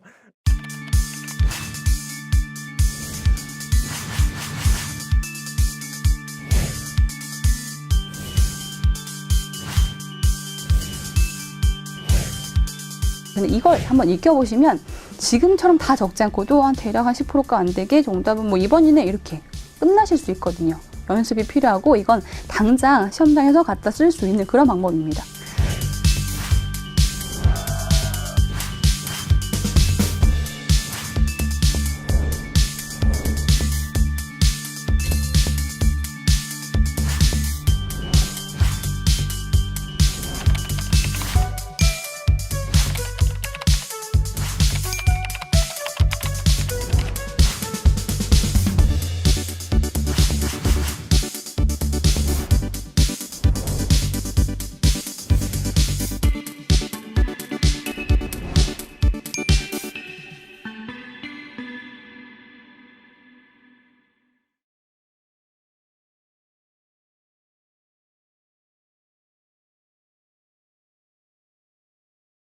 회사에 대한 언급부터 시작하는 건 사실 그렇게 좋은 접근이다라고 하긴 어려운 거죠. 역사부터 되게 많이 보는 경우가 많다. 이걸로도 충분히 쓸 수 있다는 거예요. 자, 여러분들 질문이 있습니다의 해커스잡 권주영입니다. 오늘은 회사 지원 동기에 대해서 좀 다뤄 보려고 하는데 제가 아마 120군데 정도를 썼던 것 같아요. 그때 그 100여 개를 다 이제 쓰려고 그러니까 굉장히 힘들었었던 기억이 나면서 오늘 주제를 좀 보게 됐죠. 도대체 회사 지원 동기를 어떻게 써야 되는가를 제가 옛날에 그랬었던 것처럼 그런 고민이 있지 않으실까 싶습니다. 구독과 좋아요. 회사 지원 동기가 사실 여러분들을 굉장히 짜증나게 하는 그런 문항인 건 맞는 것 같아요. 왜냐하면 다른 건 다 둘째치고 1번 문항에 있다는 거 복사 붙여넣기도 좀 할 수 있고 뭐 그런 것들이 1, 2번에 있을 때 좀 풀리잖아요. 그죠? 근데 항상 1번에 가로막습니다. 그래서 저 그거 다 다르게 쓰니라고 이제 돌아버리면 여러분들 마찬가지로 막 그런 거죠. 어떻게 써야 되는지에 대한 방향성을 잡기도 어렵다 보니까 질문을 많이 하는 질문 중 하나가 이 회사 지원 동기 문항인 것 같아요. 회사 지원 동기를 우리가 잘 쓰기 위해서는 회사들이 왜 이 문항을 그것도 극단적으로 1번에 끌어당겨서 낼까에 대한 나름의 답을 찾아야 돼요. 그거를 짚어드리자면 이렇게 해석을 하는 게 제일 좋을 것 같다. 1. 직무에 준비된 인재입니다. 오글대고 동의 못하고 중요하지 않다. 어차피 직무를 정해서 쓰는 순간 우리는 뭐라고요? 직무에 준비된 인재인 거예요. 1번. 그 직무에서 진짜 이루고 싶은 게 있고 잘하기 위한 조건 같은 게 있을 겁니다. 그죠? 그러면 그 조건들이 뭔지에 대해서 충분히 나열할 수 있다고 보는 거죠. 직무에 준비된 사람이라면 그다음 세 번째는 우리 회사랑 그 조건이 일치된다고 봤으니까 썼지 않겠습니까? 그죠? 그 포인트를 잘 짚고 있는지. 그다음에 마지막으로는 아주 간단하겠지만 그 조건이 다 갖춘 우리 회사에서 뭘 하려고 어떤 시너지를 내려고 지원했음을 확인하기 위해서 회사 지원 동기를 내는 것이다 라고 해석을 하는 게 제일 좋을 것 같다.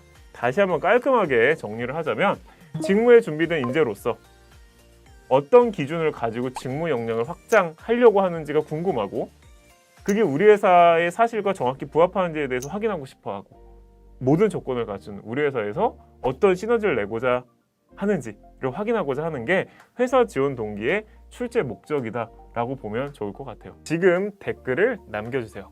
자, 이렇게 보면 여러분들이 절대 해서는 안 되는 게 있다. 여러분들 지금까지 이제 회사 지원 동기를 썼거나 이렇게 써야지라고 생각했던 걸 한번 이제 돌이켜 봤으면 합니다. 회사에 대한 언급부터 시작하는 건 앞에 지금 기업의 그 출제 목적이 빗대서 보면은 사실 그렇게 좋은 접근이다라고 하긴 어려운 거죠. 사실은 우리가 기업을 볼 때 역사부터 되게 많이 보는 경우가 많다. 이걸로도 충분히 쓸 수 있다는 거예요. 이걸 매력 없게 쓰게 되면은 70년의 역사를 바탕으로 성장해 왔습니다. 와, 그걸 너무 감동 받아 썼습니다. 정도의 전개밖에 안 되는 거죠, 회사부터. 근데 이거 순서를 바꾸면 어떻게 되냐면 저는 준비된 영업 담당자, 영업에 확신 있는 사람으로 히스토리라고 하는 키워드가 저의 역량을 확장하는데 중요한 기준입니다 라고 충분히 언급할 수 있다는 거죠, 처음에. 결국 키는 뭘까요? 그 이유를 설명하는 두 번째 문장이나 맥락이겠다. 영업에서 몇십 년간 얼마나 많은 트렌드가 바뀌어왔을 텐데 그 트렌드를 대응해 오고 수많이 변해온 고객의 니즈를 맞춰왔다라고 하는 가장 중요한 지표를 긴 히스토리로 진단하기 때문인 거고 그 역사 속에서 새로운 영업의 길을 만들 수 있다고 생각했다 정도로는 쓸 수 있겠죠. 지금 제가 설명드렸던 기준 제시하고 직무 관점에서 이유 설명하고 회사 현황 얘기하고 마무리 의지로 마무리 짓는 이 방식은 자소서뿐만 아니라 면접에서까지도 유리할 수 있는 방식이다 정도 얘기는 드릴 수 있을 것 같습니다. 아마 굉장히 많은 회사를 쓰시게 될 거고 여러 특징 있는 회사들을 쓰시게 될 텐데 다 기준을 따르게 가져가려고 하기보다는 직무에서 여러분들 내세울 수 있는 기준 한 3-4가지 정도로 줄여가지고 그거 기반으로 설명 잘 하셨으면 좋겠습니다. 자, 여러분들 해커스잡 유튜브 구독과 좋아요 꾹꾹꾹 눌러주시고 제 영상도 찾아서 좋은 댓글과 좋아요 많이 눌러주시면 또 힘내서 여러분들에게 도움이 되는 영상 많이 업로드할 수 있도록 노력하겠습니다. 여러분들 고생 많았고요. 힘내서 이 공채 기간 넘어갈 수 있도록 해봅시다. 고생 많았습니다. 장점과 단점 중에서 나를 상징하는 키워드는 당연히 어디 쪽이어야 되겠어요? 저는 굉장히 심각한 단점이라고 생각합니다. 장점, 단점은 뭐 어떻게든 나눠서 쓰겠는데 단점만 어떻게 씁니까? 라고 하면 저 같으면 이렇게 쓸 것 같아요. 자, 여러분들 안녕하십니까? 질문이 있습니다의 해커스잡 권주영입니다. 오늘 우리가 다뤄볼 주제는 성격의 장점보다 단점이 오히려 더 중요하냐 혹은 이 단점을 어떻게 작성하거나 접근하는 게 좋겠느냐에 대해서 좀 다뤄보려고 합니다. 구독과 좋아요, 장점은 뭐 어떻게든 쓰죠, 그죠? 단점을 하는 건 진짜 어려워하긴 했던 것 같아요. 그래서 이제 어떤 학생 같은 경우에 제가 이제 딱 보고 나서 반은 황당하고 반은 또 고민도 이해됐던 게 직무에서 요구된다고 하니까 성격의 장점을 이제 꼼꼼하다고 쓴 거예요. 근데 이제 뭐 어떻게 전개를 하다 보니까 성격의 단점을 성급하다라고 쓴 거예요. 말이 안 되잖아. 사람이 이제 꼼꼼한 사람은 최소한 성급하진 않을 거고 그다음에 성급한 사람이 꼼꼼하기는 어려운 건데 이 두 개를 분리해서 진행을 하다 보니까 뭐 이런 학생들도 있었다. 그래서 성급하다라는 건 사실 꼼꼼하다랑 연결해봐도 좀 부적절하고 그죠? 근데 그렇지 않다라고 하더라도 성급하다라고 내 단점을 얘기하는 건 이거는 지나치게 치명적이어서 쓰면 안 되는데 이거 말고도 친화력이 부족하다. 여러분들 이건 극복되지 않습니다. 친화력이 없는 사람은 꽤 오랜 기간 동안 앞으로도 친화력이 없을 것입니다. 그 다음에 이제 야 어떻게 이걸 쓸 수 있지라고 하는 게 이제 끈기의 부족. 끈기가 부족하고 친화력이 없고 성급하다. 요 3대장만큼은 우리가 피하는 게 좋을 것 같습니다. 여러분들 아무리 단점을 가지고 내가 어필할 포인트가 있고 저의 단점을 자기 객관화하고 있는 인재입니다 라고 어필한다고 하더라도 장점만큼의 어필을 하기는 어렵습니다. 여러분들 따라서 장점과 단점 중에서 나를 상징하는 키워드는 당연히 어디 쪽이어야 되겠어요? 성격의 장점, 나를 내세울 수 있는 키워드를 내세우는 게 맞죠. 다만 이 주제가 여러분들이 힘들게 하는 건 장단점을 동시에 쓰라고 하거나 단점만 쓰라고 하거나 어떤 식으로 접근을 하는 게 이것도 마찬가지죠. 우리한테 유리한가? 성격의 장점이 있잖아요. 그죠? 뭐 디테일하고 사람 좋아하고 뭐 이런 게 있다고 칩시다. 거기에서 파생되는 단점이어야 공감하고 심각성도 얘기할 수 있으며 극복도 가능하다라는 거. 이 대주제만큼 우리 흔들리지 않았으면 좋겠어요. 근데 이렇게만 얘기를 하면 여러분들 이해를 못 하실 수도 있을 것 같아서 제가 몇 가지 사례를 좀 같이 얘기를 해보려고 합니다. 성격이 굉장히 디테일한 사람이 있을 수 있습니다. 여러분들 이런 사람들은 어떤 단점이 있을까요? 여러 문제가 있겠지만 우리 이런 것도 생각해 볼 수 있는 거죠. 하나하나를 다 완벽하게 하려고 하는 거잖아요. 지금 소제목 하나, 예를 제가 책을 쓴다 그러면은 진짜 책의 문구 하나, 쉼표 하나도 하나라도 어그러지면 안 된다는 생각이 있어버리면 마감일은 정해줬는데 뭐 6월 1일까지 마감해야 되는 건데 그걸 못 맞히는 경우가 많을 수 있죠. 이건 장점에서 파생된 것이기도 하지만 매우 치명적이고 다만 논리적인 설명을 했기 때문에 그래도 극복 가능하다라는 설명을 할 수 있는 주제라고 생각합니다. 하나만 더 예시를 들어드리면 우리가 성격이 관계를 굉장히 중시하는 그런 사람들이 있다. 사실은 우리 영업 쓰시거나 특히 생산 쪽, 영업 생산이라고 하는 이 직무들, 이 주요 직무에서는 이런 성격을 이제 어필할 수 있고 그걸 잘 소화만 한다면 너무 좋겠죠, 그죠? 근데 이게 마냥 좋을까? 인간관계를 중시하다 보면 그 위주의 의사결정을 하다 보면 가장 합리적인 우선순위를 못 정하는 거죠.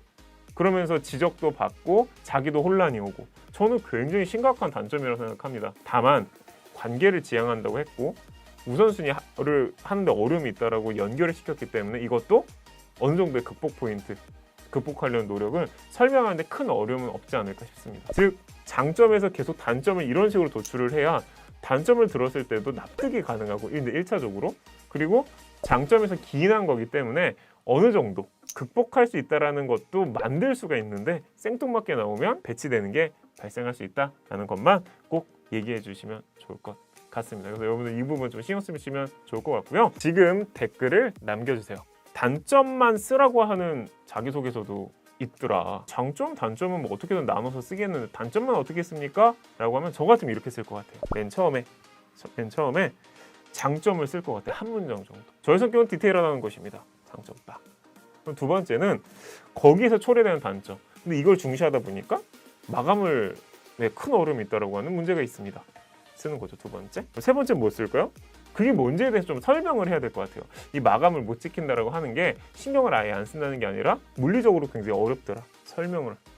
네 번째 뭘 해야 될까요? 회사원이 돼서도 계속 그게 발생이 되면 정말 아무 결과를 낼 수 없는 상태가 될 거라는 심각성을 얘기할 수 있겠죠. 그게 네 번째가 될 것 같아요. 최근에도 어떤 동아리에서 뭘 하는데 그때도 꼼꼼하게 한답시고 하다가 마감을 못 지킬 뻔해서 진짜 큰일 날 뻔한 적이 있었다.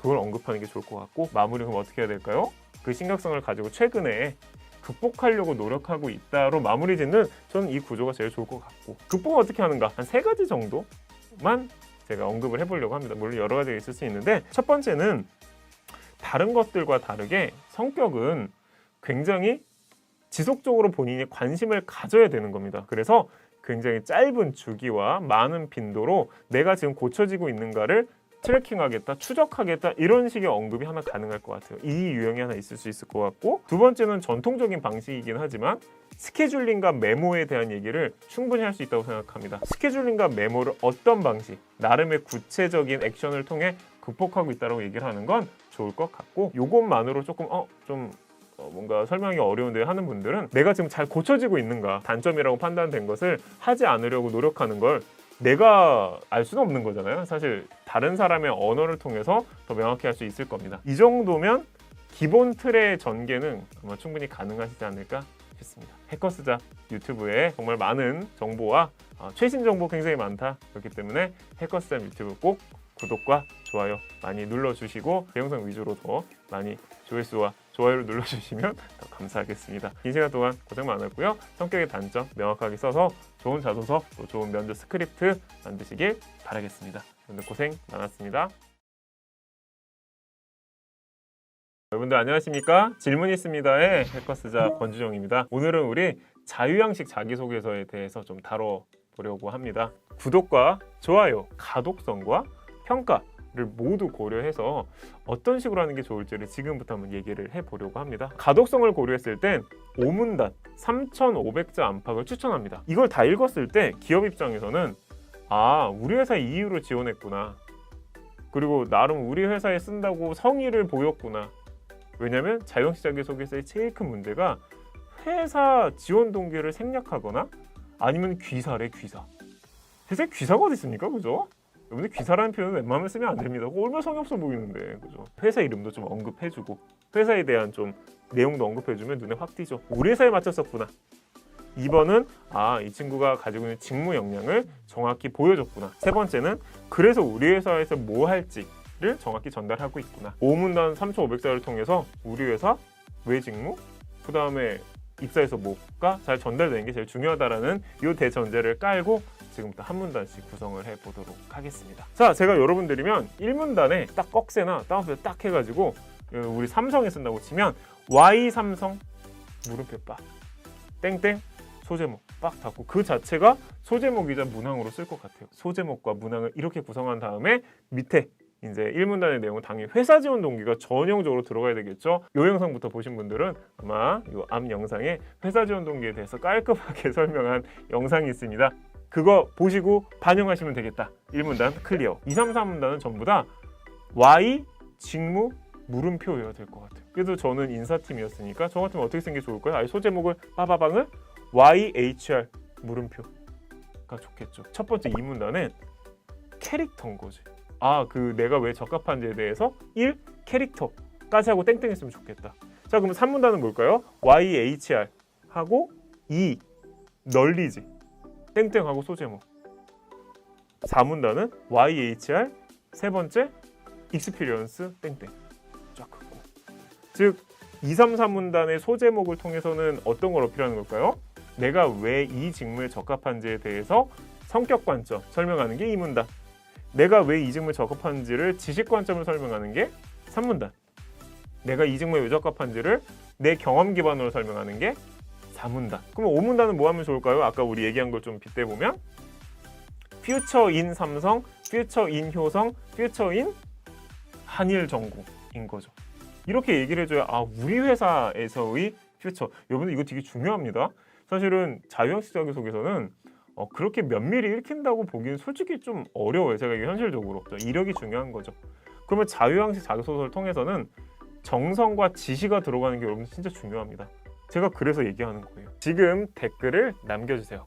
이 문단은 이렇게 시작을 하는 거죠. 이 문단이 분명히 제가 YHR 첫 번째 캐릭터였잖아요. 그럼 이제 처음 시작을 어떻게 해야 될까요? 저는 사람과의 관계를 맺는 것을 좋아하는 성격입니다. 이를 바탕으로 해서 많은 사람들을 만족시킬 수 있는 인사 담당자가 될 수 있다고 생각합니다. 관련 경험. 이렇게 600에서 800자. 자, 3문단은 뭐였죠? YHR, Y 직무를 뭐 관점? 지식 관점으로 푸는 거잖아요. 그럼 거기에는 저는 예를 들어 저는 인사니까 노동법과 관련된 기본 지식과 예시에 대한 이해를 하고 있습니다. 이거는 직무에 어떤 효과가 있을 것입니다. 공부 과정 쫙. 자, 4문단은 YHR을 혹은 Y 직무를 경험 관점. 저 같으면 이렇게 하겠죠. 인턴 경험을 통해 인사에서도 굉장히 혁신, 실현 가능성 이런 키워드들이 중요하다는 것을 배웠습니다. 경험박. 즉 2, 3, 4문단을 통해서 여러분들이 어필해야 되는 건 성격에 대한 거, 내가 알고 있는 지식 배경에 대한 거, 경험을 통해 배운 거가 초반에 빠바박 언급되고 경험을 갖다 붙이는 방식이어야 될 것 같아요. 그리고 이제 5문단은 퓨처, 즉 궁극포부에 대한 언급을 하는 거 자리인 거죠. 저는 인사직무, 공정직무의 가장 궁극적인 포부가 다음과 같습니다. 궁극포부를 딱 제시하고 그 다음에 뭐예요? 그 궁극포부를 왜 내가 가지고 있는지에 대한 설명을 한 다음에 그걸 이루기 위한 핵심 액션 플랜을 설명하는 게 좋겠다. 그래서 특히 이 자유학습 자소서 같은 경우는 다른 것과 좀 다르게 여러분들이 고민을 하고 나서 댓글도 좀 많이 남겨주시고 그럴 필요도 있을 것 같아요. 그러니까 이런 식으로 구성하려고 하는데 맞나요? 라는 거 충분히 문의 주시면 조언을 드릴 수 있도록 하겠습니다. 자, 지금까지 여러분들 해커스잡 권준영이었고요. 해커스잡 유튜브 구독과 좋아요 꼭 잊지 말고 많이 눌러주셔야 합니다. 양질의 컨텐츠가 여러분들에게 간다. 많이 눌러주세요. 네, 특히 제 거는 한 번 더 신경 써서 해주시면 좋을 것 같습니다. 아무튼 여러분들 고생 많았고 자유형식 자소서 필요하신 분들 작성해보시고 어려운 거 있으면 남겨주세요. 제가 해결해 드릴 수 있도록 하겠습니다. 여러분들 반갑습니다. 질문 있습니다의 해커스잡 권준영입니다. 자, 오늘은 여러분들이 힘들어하는 여러 가지 질문들 중 하나인 입사 포부에 대해서 좀 같이 얘기를 해보려고 합니다. 사실 이제 기업 입장에서는 여러분들도 알겠지만 직무 기반 채용을 하겠다라고 하는 부분을 굉장히 명확하게 하고 있잖아요. 성격, 뭐 가치관 이런 것들보다 입사 포부를 통해서 직무 점성 체크하기가 제일 좋거든. 그러니까 입사 포부를 어떤 거를 하냐에 따라서 아, 이 친구가 준비가 됐구나, 이 친구가 나름 그래도 확신을 가지고 있구나를 정확하게 알 수 있기 때문에 입사 포부를 물어보는 것이다. 그렇게 우리 생각하면 좋을 것 같습니다. 이 직무에 준비된 사람으로서 저는 이것만큼은 꼭 이루고 싶습니다라고 하는 궁극적 포부를 얘기를 해야 되는 거지. 여러분들 제일 많이 하는 실수 유형 중 하나가 그거죠. 가서 이제 배우겠다. 어떤 것부터 선배들의 말을 따르겠다. 또 선배들이 가르침을 받아서 실무에 적응하겠다. 그 다음에 뭔가 성과를 내겠다라고 하는 이런 방식의 전개는 그렇게 좋은 전개는 아닌 것 같습니다. 그리고 제가 추천하지 않는 것 중 하나가 직위에 대한 거를 직접적으로 언급하는 거죠. CEO, 그 다음에 팀장, 그리고 정체를 알 수 없는 본부장, 약간 이런 것들을 언급을 하는 것은 글쎄요, 직무 전문성을 여러분들이 어필할 수 있는 키워드일까에 대해 생각해 볼 필요가 있는 거죠. 어떤 직위를 통해서 내가 입사 포부를 하겠다 그러면 CFO, CTO, CIO 정도예요. 제가 봤을 때 그것도 구체화된 어떤 CFO가 되겠다 정도일 것 같아요. 이 두 가지가 이제 대표적인 유형이라고 하면 사실은 여러분들이 가장 많이 하는 것 중 하나가 정체불명의 포부죠. 선배들에게 사랑받는, 그 다음에 잘 모르겠는데 신뢰받는 사람이 되겠다처럼 사실은 굉장히 포괄적이고 정체를 알 수 없는 포부로 여러분들의 포부를 얘기하는 거, 사실 이런 것들은 아까 제가 먼저 설명드렸듯이 여러분들이 언급해야 되는 가장 핵심적인 게 직무에 준비된 사람으로서 저 이런 궁극 포부 있습니다 라고 하기엔 어설픈 직위, 포괄적인 거, 그 다음에 가서 습득하겠다부터 하는 거, 이런 것들 전부 다 그렇게 적절하지 않다라고 말씀드릴 수 있을 것 같아요. 제가 여러분들한테 이제 이 정도 설명을 하고 이제 끝내면 사실 여러분들 이제 댓글이 아씨 그래서 뭘 쓰라는 거냐 뭐 그럴 가능성이 좀 있어서 저희 이제 유료 수강생이라고 할 수 있는 그 학생들에게도 필수적으로 전달하는 그런 것들을 여러분들에게도 같이 좀 공유를 하고자 합니다. 여러분들이 이제 직무 전문성을 어필하겠다라는 마음을 딱 먹었다라고 하면 저는 맨 처음 고민해야 되는 입사 포부 키워드가 리스크라고 생각해요. 자기 직무에서 발생할 수 있는 위험 요소도 하나 제대로 얘기를 하지 못하면서 어떤 포부, 그 다음에 어떤 설득을 상대방이 할 수 있을까에 대한 진지한 전 고민이 필요하다고 생각해요. 예를 들어서 제가 인사직무에 엄청 준비가 됐어요. 나 인사직무 엄청 잘해.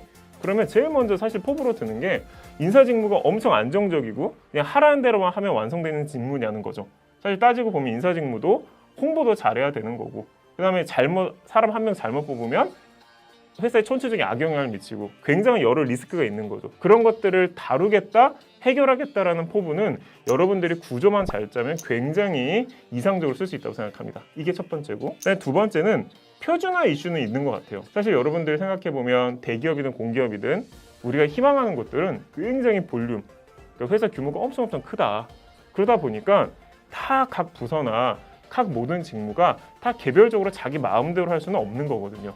그렇다 보니까 어떻게 해요? 그걸 간소하고 좀 통일시키기 위해서 표준화를 시키는 거지. 그렇기 때문에 여러분들이 내 직무에서 이 부분을 표준화시키면 효율이 올라갈 것 같습니다 라고 얘기를 할 수 있는 포인트를 잡아낸다라고 하면 듣는 사람 입장에서는 아, 이 친구가 비용에 대한 계산, 효율에 대한 계산 다 해서 얘기한 거구나 라고 얘기를 할 수 있을 것 같아요. 이 두 가지 정도는 얘기를 할 수 있어야 앞 사람들이 아, 얘가 직무에 대한 이해를 하고 있구나. 입사 포부가 뭐라고요? 직무에 대한 이해를 했다라는 어필을 하는 거다. 진짜 마지막으로 입사 포부 잘 쓰는 마지막 이제 비법 하나만 말씀을 드리면, 여러분들이 지원할 직무 1, 2순위 직무를 생각을 해보면 사실 할 게 되게 많아요. 그렇다 보니까 입사 포부를 하나만 쓰는 게 부적절할 때가 있다, 여러분들. 그러니까 아무리 좋은 키워드라도 하나를 딱 들이미는 순간 이면이 있는 경우가 많아요. 그 대표적인 예로 여러분 생각을 해보면 영업 직무가 사실은 신규 고객을 엄청 확보하는 게 되게 중요하잖아요. 100억짜리 회사가 1조가 되고 그럼 되게 좋은 거지. 근데 사실은 이거에만 중점을 두면 어떤 문제가 생길까요? 기존에 그래도 그 100억 팔아주던 그분들이 소외되는 거지. 그러면은 영업 담당자가 어떤 얘기를 했을 때 제일 좋을까요?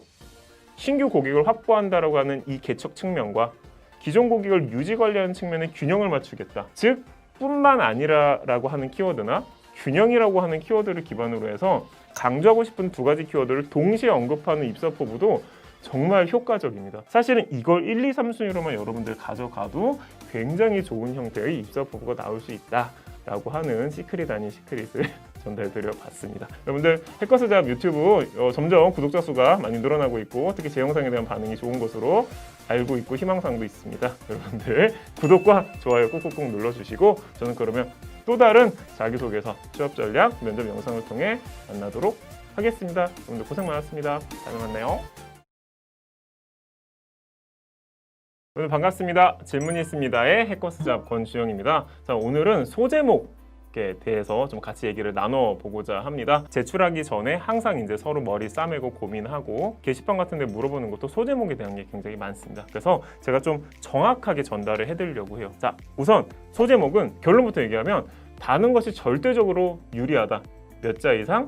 300자 이상인 경우. 근데 사실은 여러분들 대기업 기준에 300자 미만의 자기소개서 문항 비율이 채 3%가 되질 않습니다. 이 말은 여러분들 머릿속에 그냥 소제목은 다는 것이 절대적으로 유리하다라는 생각이 있었으면 좋겠어요. 현실적으로 자기소개서를 몇 초 보는가? 20초가 채 되지 않는다 정도로는 얘기할 수 있을 것 같아요. 자, 그 말은 뭐냐면 20초 동안 한 문항이 아니고 자기소개서 한 개가 검토되는 시간의 평균값 이렇다는 거죠. 자, 그러면 문항의 평균 4.2개라 그러니까 이제 한 문항에 4에서 5초인 거예요. 결국은 두갈, 미갈, 반복되는 키워드, 그 다음에 소제목이라고 하는 4가지 요소가 진짜 중요하거든요. 다만 이제 이런 이슈는 좀 있는 것 같아요. 천자 글이 있는데 천자 글에 이제 문단이 3개예요. 그러면 각 문단별로 소제목을 작성하는 게 나으냐, 아니면은 맨 위에 하나만 하는 게 나으냐, 이런 게 있는데 저는 이렇게 생각합니다. 회사 지원 동기 쓰세요, 천자. 직무 지원 동기 쓰세요, 천자. 이런 건 단일 문항이잖아요. 단일 문항은 소제목이 하나여야 됩니다, 여러분들. 근데 600자라도 2개를 물어볼 때가 있어요. 어떤 거? 왜 우리 회사를 지원했는지를 쓰고 포부를 쓰세요가 있단 말이에요. 이거를 묶어서 쓴다? 그럼 개인에게 불리한 거죠. 평가 포인트가 2개가 들어가는데. 따라서 단일 문항인 경우에는 소제목 하나, 천자든 1500자든 600자, 500자라고 하더라도 물어본 게 2개면 가능한 문단의 위에 소제목을 구분해서 다는 것을 여러분들 원칙으로 하는 게 제일 좋을 것 같아요. 구독과 좋아요. 자, 근데 여러분들이 소제목을 달 때 여러분들이 하는 좀 몇 가지 공감 가는 실수가 있는 것 같아요. 첫 번째는 소제목에 엄청 시간 많이 들이는 거. 본문에 들인 시간만큼 시간을 들이는 것 자체는 문제인 것 같아요. 소제목에 대한 고민 시간은 모든 문항 다 합쳐서 30분 안쪽이어야 된다고 생각합니다. 두 번째는 지나치게 특이하게 하려고 하는 거. 소제목은 요약 이상의 가치를 가지진 않습니다. 근데 여기다 대고 가능한 튀는 거, 개성 있게 쓰려고 하는 거는 의미 전달에 문제가 있을 수도 있고 시간도 많이 걸린다? 적절하지 않은 것 같아요. 그다음 세 번째 이제 실수이자 오해는 영어를 쓰면 안 된다? 한 반은 맞고 반은 틀린 것 같아요. 왜냐하면 어려운 영단어를 쓰지 말라는 건 있는 거죠. 그 다음에 사자성어나 사실은 여러 가지 이제 이 돌아다니는 명언이나 이런 걸로 이제 쓰는 경우가 있죠. 그러니까 사자성어가 의미가 굉장히 뎁스가 깊거든. 그렇기 때문에 검토를 하다 보면 사자성어와 명언이 매칭이 안 돼서 날아가는 경우가 있다. 그래서 사자성어나 명언을 기반으로 설명을 할 땐 정말 딱 들어맞은 아주 극히 일부만 사용 가능하다. 자, 그러면 어쨌든 하지 말라는 건 많으니까 제가 한 4가지 유형을 제안해 보려고 합니다. 첫 번째 유형은 영단어, 콤마, 한국말 유형. 대표적인 예시를 들면 약간 이런 거죠. 영어로 체인, 콤마, 공정의 본질. 자, 이게 뭐예요? 영단어와 한국말 설명. 두 번째는 피드백, 컴마, 영업의 시작점. 본문에 나왔었던 핵심 키워드를 하나로 딱 올리고 컴마 찍고 간단한 설명하는 이 방식을 사실은 자소서 문항이 4개 이상이라면 회사 지원 동기나 입사 후보 같은데 이걸 쓰는 게 가장 효과적이긴 하죠. 왜냐하면 키워드 전달됐지, 요약 설명했지. 이게 하나 있다. 첫 번째. 자, 두 번째 유형. 영단어 콤마, 영단어 콤마, 영단어 유형. 전체 자기소개서를 보면은 단순히 창의 경험을 얘기하고 이런 게 아닌 이상은 키워드들이 여러 개 있는 경우가 많다. 그러면 뭐예요? 콤마, 콤마, 콤마. 영단어, 영단어, 영단어. 쉬운 영단어로. 저는 여러분들 이렇게 하는 게 두 번째 유형으로 쥐고 있는 게 좋을 것 같다. 다음에 세 번째 유형은 결과 서술 유형. 향상을 만들어내다, 어떤 것을 개선해내다.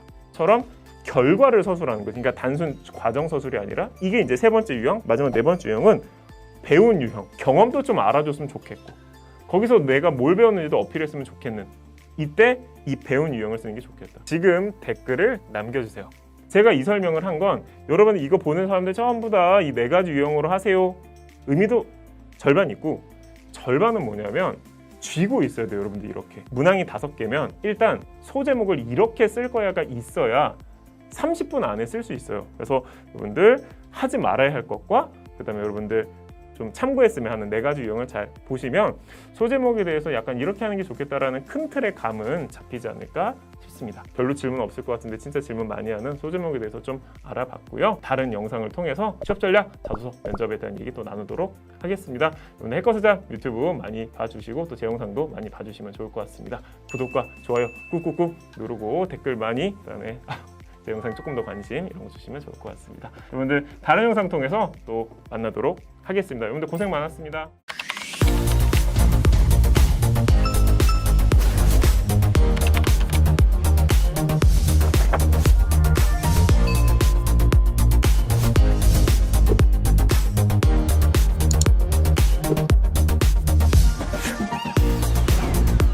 우리는 팀워크라는 단어가 되게 중요한데 인재상으로 너는 그걸 어떻게 해석하고 있니를 물어본 거기 때문에 제가 생각하는 팀워크란 목표에 대해서 지속적으로 공감하는 것입니다. 이렇게 얘기를 하고 그 이유 설명하고 경험 설명하고 직무 접점을 설명하는 이런 방식으로 쓸 필요가 있는 거죠.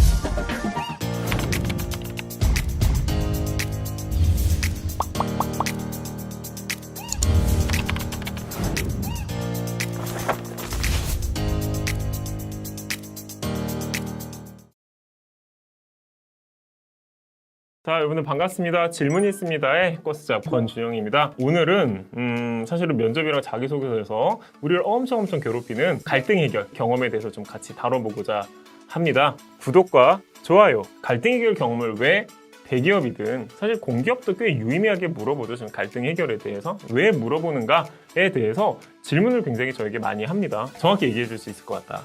즉 회사 내에서 많이 싸우기 때문에 로 여러분들 이해하면 좋을 것 같아요. 인사적 관점에서 보면 이게 관리가 안 되는 사람들은 사실은 아무리 학력이 좋고 아무리 능력이 좋아도 결코 조직 내에서 성장할 수 없다는 걸 명확하게 세팅이 되어 있기 때문에 여러분들, 그래서 갈등 해결은 여러분들이 인재로 성장하는 몇 가지 축 중 꽤 중요한 축으로 자리 잡아 있습니다. 따라서 크든 작든 갈등 상황은 발생할 것이며 상수고 이걸 어떻게 할 것인가를 물어보는 게 갈등 해결 경험이다 라고 보면 좋을 것 같아요. 그러면 여러분들이 갈등 해결을 잘합니다 라고 해선 안 되는 거죠. 갈등 해결을 이렇게 잘합니다. 저는 갈등 해결의 노하우가 이렇습니다가 전달돼야 얘는 들어와서 갈등 상황이 발생해도 이렇게 대응하겠구나가 가능한 거지. 여러분들 전 갈등 해결 잘합니다. 갈등 해결엔 제가 최고예요. 이런 방식은 적절하지 않겠다가 큰 틀에서 하나 있을 것 같아요. 여러분들이 크게 여러 가지 질문이 있는데 그냥 2가지 정도의 질문이 좀 있는 것 같더라고. 그래서 내가 그거에 대한 얘기를 좀 하려고 합니다. 자, 우선 첫 번째는 갈등을 겪은 적이 없다.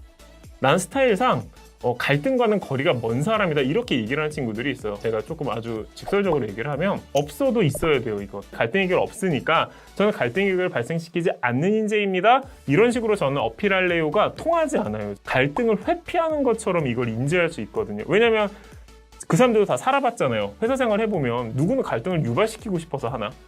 다 불가피한 상황에서 발생하는 경우도 굉장히 많은데 이거를 회피하는 것처럼 인지되는 순간 진짜 최악의 결과를 맞이할 수 있기 때문에 사소한 거라도 얘기를 반드시 해야 되는 필수 항목이다가 제가 전달하고 싶은 첫 번째고, 2번째는 갈등 경험의 결과물이 명확해야 되나요?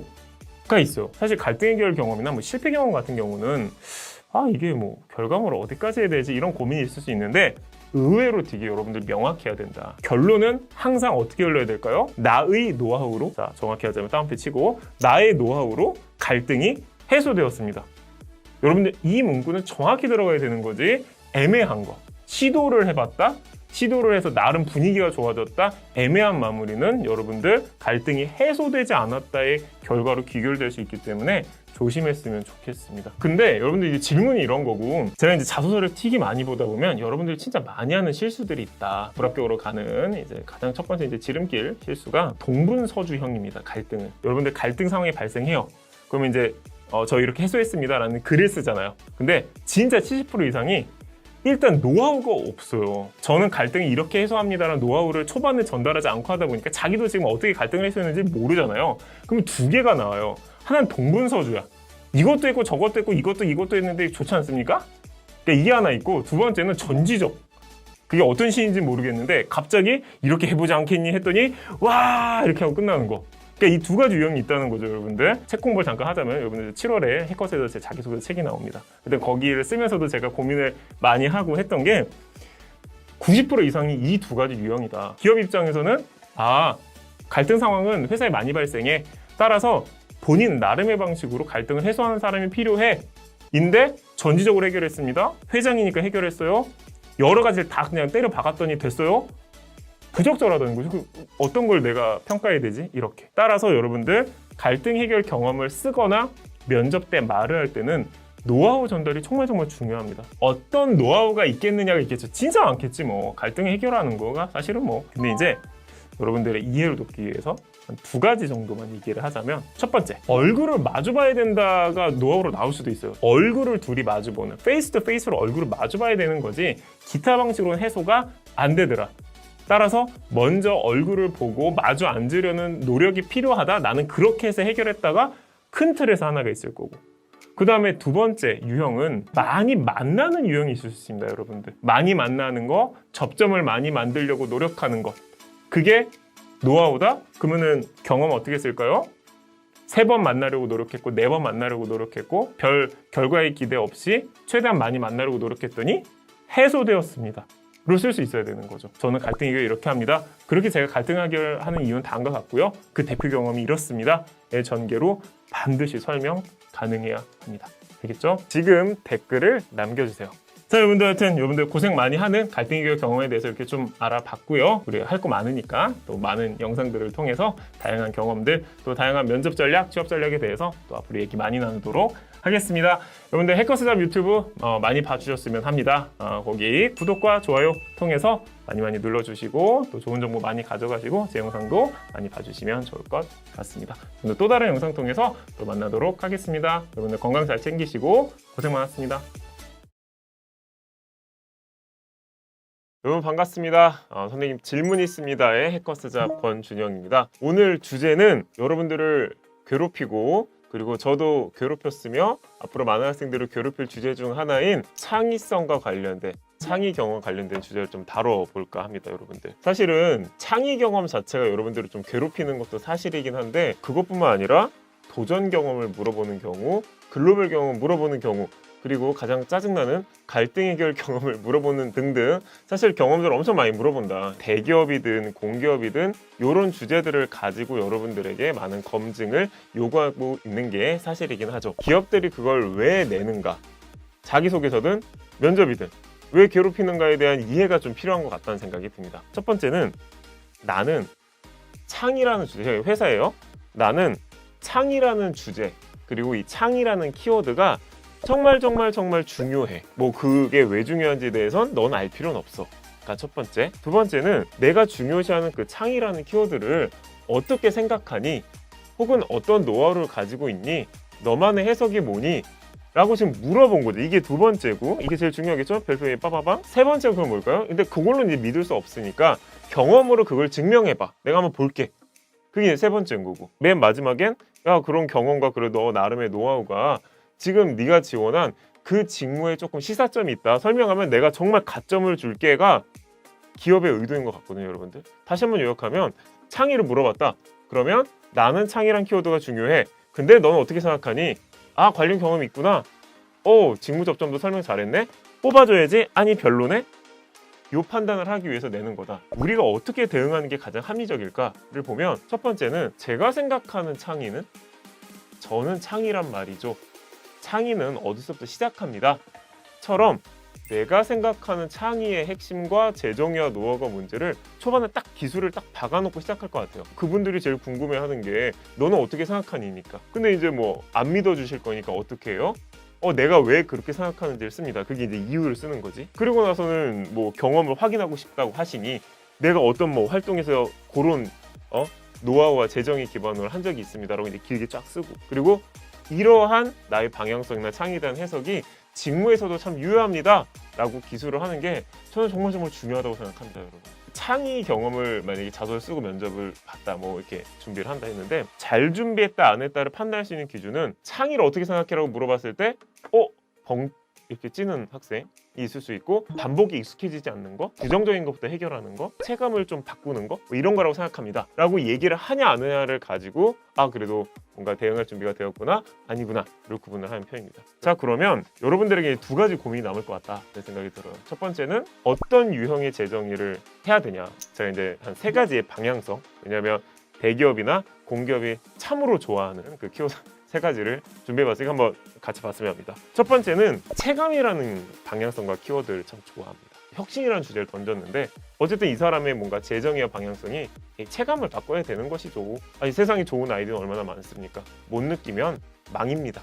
이렇게 얘기하는 게 되게 좋은 것 같다. 이제 이 방향성이 하나 있고, 두 번째는 반복되고 루틴한 거에 좀 의문을 가지거나 그걸 좀 바꾸고자 하는 태도. 이게 이제 대주제로서 하나 있다. 그리고 그분들이 참 좋아하는 또 주제 중 하나가 긍정적이고 잘 되고 칭찬받는 걸 바꾸는 것보다 되게 마주하기 힘들고 짜증나고 좀 그렇긴 한 부정적인, 잘 안 되는 거, 정말 생각하면 참혹한 거, 그런 걸 좀 마주해서 그걸 좀 바꾸자, 요렇게 얘기를 했을 때 우리가 지향하는 그런 창의에 부합한 인재구나 라고 생각을 하고 또 점수도 잘 준다 이거죠. 자, 그러면 마지막으로 여러분들 이제 보면 어떤 경험을 써야 그래도 뽑히느냐 이런 질문을 참 많이 합니다. 근데 잘 생각해 보면 대단한 창의, 대단한 혁신을 진짜 요구할까 여러분들한테? 굉장히 사소한 것도 괜찮다인데, 그러면 사소한 게 뭐냐가 있을 거잖아요. 사소한 거의 핵심은 방향성 전환, 방향성 제시다. 예를 들어서 동아리에서 MT를 가요. MT를 가는데, 야, 그래도 우리가 맨날 가던 데 말고 반복이 익숙해지지 말고 좀 이런 데 가보는 건 어때? 근거를 맞춰서 얘기를 했다. 그래서 이제 장소를 조금 도전적으로 바꿨는데, 그거에서 사람들이 굉장히 이번에 바뀐 게 너무 좋아라는 체감적 반응을 얻었다. 입사에서도 이런 방식으로 하겠다라고 설명을 하는 게 훨씬 좋을 수도 있다는 거죠. 괜히 막 거의 발명에 가까운 경험을 보일지 생각을 하는 것보다. 단 주의사항을 몇 가지만 얘기를 하면, 이공계 직무다. 지금 우리 이거 보는 학생들이 사실상 공학도구나 아니면 이학 계열을 전공하신 분이다 라고 한다면 조별과제나 프로젝트 선에서 정리를 하시는 게 저는 유리하다고 생각합니다. 거기에서 이제 좀 다른 사람들하고 의논하는 과정에서 이렇게 바꿔보는 건 어때? 난 이렇게 하는 게 좋은 것 같아 라고 의견을 전달하는 게 좋은 것 같다 인 것 같고요. 문과분들, 나 문과다 이런 분들은 사실은 전방위로 나올 필요가 있다. 스터디, 동아리, 인턴 상관없어요. 진짜로. 차라리 도전 경험 같은 건 인턴 경험을 쓰고 가장 직무 접점 경험을 쓰는 게 좋겠죠. 근데 오히려 창의는 오히려 더 그렇지 않아요. 딱 보는 순간 이게 무슨, 이렇게 돼버리면 아무리 여러분들이 1순위로 내세우는 인턴 경험이라고 하더라도 낮은 점수를 받을 수 있다. 이 부분만 좀 기억을 해주시면 좋을 것 같다는 생각이 듭니다. 어쨌든 이 영상과 제 언어의 핵심은, 창의는 내가 어떻게 해석하는지 재정의하는 과정이 절대적으로 중요하다. 그래서 여러분들이 선생님 저 이렇게 재정의해도 되나요? 라는 의견이 있으시면 진짜 남겨주시면 제가 맞다 아니다 이렇게 말씀을 드리도록 하겠습니다. 여러분들 해커스잡 유튜브에 들어오면 지금 이 순간에도 엄청나게 많은 주제로 올라오고 있습니다. 제 것도 계속 이제 낑겨서 계속 들어오고 있죠, 그죠 여러분들? 그래서 제 영상과 다른 분들 영상 잘 봐주시면 좋을 것 같고, 구독과 좋아요는 진짜 꾹꾹꾹 눌러주시면 좋을 것 같습니다. 여러분들하고 또 대기업과 공기업과 관련된 여러 취업 얘기 가지고 다시 한번 돌아오도록 하겠습니다. 여러분들 고생 많았습니다. 다음에 또 만나요. 여러분들 반갑습니다. 선생님 질문 있습니다의 해커스잡 권준영입니다. 자, 오늘 여러분들하고 제가 함께 다뤄보고 좀 고민할 주제는, 자기소개서 우리가 작성하면서 가능한 하지 말아야 할 것이 무엇인가, 혹은 조심해야 될 게 무엇인가에 대해서 좀 얘기를 다뤄보고자 합니다. 구독과 좋아요. 첫 번째는 자기소개서 작성하는 시간 자체를 많이 가져가지 않았으면 좋겠다. 내가 시간을 많이 들여서 그 시간을 비례한 만큼 글의 완성도를 높여야 됐다고 생각하는 순간 여러분들이 어떤 걸 놓치게 될까요? 다른 거의 준비가 저하되고 합격률은 급격히 낮아지는 이 형태가 발견된다. 두 번째는 너무 많은 검토를 받는 것도 좀 피했으면 좋겠다. 워낙 여러분들의 숫자가 단 수십만 명이기 때문에 완전히 동일한 효과를 발휘하기는 어렵다 라는 거에 대해서 동의하는 편입니다. 큰 틀에서 참고해야 될 말이 있을 수 있긴 하지만, 사실은 전문가의 조언이라고 하는 것이 다 여러분들의 상황에 따라서 다르게 적용될 수 있다는 것이죠. 따라서 여러분들이 신뢰할 수 있는 루트를 정해야 됩니다. 친구와 선배성 루트 중에 하나를 딱 믿을 만한 루트를 정하고 그 다음에 학교나 뭔가 기관에 딱 정해서 이 두 개 루트를 가지고 중복 검색하는 방식이었으면 좋겠다는 생각이 듭니다. 이게 제가 이제 여러분들에게 조언하는 두 번째고요. 세 번째는 질문의 의도를 단정하면 안 된다, 여러분들. 제가 예시를 한번 들어볼까요? 문항에 지원 동기 천자라고 되어 있어요, 여러분들. 제가 만약에 그걸 딱 받아보면서 어떻게 쓸 거냐면 지원 동기래. 근데 밑에 뭐 다른 지원 동기는 없어요. 그것만 딱 있고 뭐 밑에는 도전 경험이야. 그러면 저는 어떻게 할 거냐면 500자 500자로 나누고 딱 내용 분리해서 이문단으로 회사 지원 동기랑 직무 지원 동기 다 써야 되겠다. 근데 여기다가 예를 들어서 여러분들이 아싸 이거 나 얼마 전까지 준비했던 회사 지원 동기 천자 빠바바. 근데 예를 들어서 그 기업이 직무 지원 동기에 조금 더 포커스를 맞추고 싶었다고 하는 순간 여러분들 어떻게 될까? 문항이 날아가게 됩니다. 복사 붙여넣기를 하지 말라, 소스를 만든 걸 가지고 활용하지 말라, 그게 절대 아니고 질문을 보고 질문의 의도에 맞춰서 문단을 구분하는 작업이 매우 중요하다. 그 얘기를 제가 하고 싶다. 그래서 하나의 더 예시를 들어드리면 여러분들이 관심을 가지고 열정을 발휘한 경험을 써달라 라 그랬어요. 그러면 여기에서 어쨌든 최악의 전개는 뭐냐면 그냥 열정 경험을 정리해 놓은 걸 그대로 갖다 붙여넣는 거다. 기업은 분명히 뭘 물어봤어요? 관심. 너 어떤 거에 관심 가지고 있니를 물어본 거기 때문에 자소를 어떻게 써야 돼요? 저는 어떤 부분에 좀 관심을 가지고 봉사활동에 관심을 좀 가졌고요. 제가 그 관심을 가지는 다음과 같았어요. 그중 가장 열정을 발휘한 에피소드가 이겁니다. 복사 붙여넣기. 이런 방식으로 전개를 할 수 있어야 되는데 질문에 대한 답을 정확히 하지 않는 방식이면 여러분들에게 유리하지 않다라는 얘기를 하고 싶은 게 제가 이제 크게 여러분이 전달하고 싶은 세 가지였고요. 지금 댓글을 남겨주세요. 소소하게 제가 두 가지만 얘기를 하고 정말 간단한 거긴 합니다. 근데 중요한 첫 번째는 소제목 미작성 매우 부적절하다라는 생각이 듭니다. 여러분들 제가 소제목과 관련돼서는 이제 깔끔하게 정리된 영상이 있다. 여러분들 찾아보시면 그래서 그걸 보시면 알겠지만 말도 안 된다. 냉정하게 현실을 보면 여러분들 자소서를 읽지 않는 것도 태반. 그리고 읽어도 20초, 30초 읽어주시면 감사. 소제목을 안 쓴다? 큰 기회 날리는 거다. 한눈에 보여줄 수 있는 소제목은 무조건 들어가야 된다. 제가 뭐 300자란 기준 얘기하지만 300자는 다 쓰라는 거죠. 무조건 썼으면 좋겠다. 그거고 소소하게 하나만 보면 글자 수가 1000자인 문항 4개가 있다고 칩시다. 그러면 이런 거 있는 거예요. 예를 들어서 1문단에 못 쓰고 2문단에 못 쓰고 3문단은 꼭 회사 접점, 직무 접점. 예를 들어 이게 이제 여러분들 뭔가 이렇게 공식화 돼 있다고 칩시다. 그게 여러 사람의 호평을 받았어. 내가 생각하는 걸 쓰고 경험 쓰고 회사 접점 써야지를 똑같이 쓰면 기업이 어떤 생각을 할까요, 여러분들? 그대로 갖다 붙여 넣었구나. 따라서 여러분들이 탈고할 때라는 거예요. 최종 탈고할 때 저는 주변 사람한테 물어봤으면 좋겠어요. 스스로 못 보면. 야, 이게 약간 뭔가 굉장히 정해진 정형적인 툴로 이 4개 문항이 좀 똑같이 써졌다는 느낌이 들지 않니? 요거는 회사에 대한 접점을 좀 날리는 게 좋을 것 같아. 요건 그냥 경험부터 바로 시작하는 게 좋을 것 같아. 변주를 줄 필요가 있다. 이거는 처음에 작성할 때가 아니고 언제? 탈고할 때. 그래서 큰 틀에서 많은 시간 투입하지 말기, 그 다음에 루트 딱 정해서 하기. 너무 많은 검토 받으면 안 됩니다. 진짜로.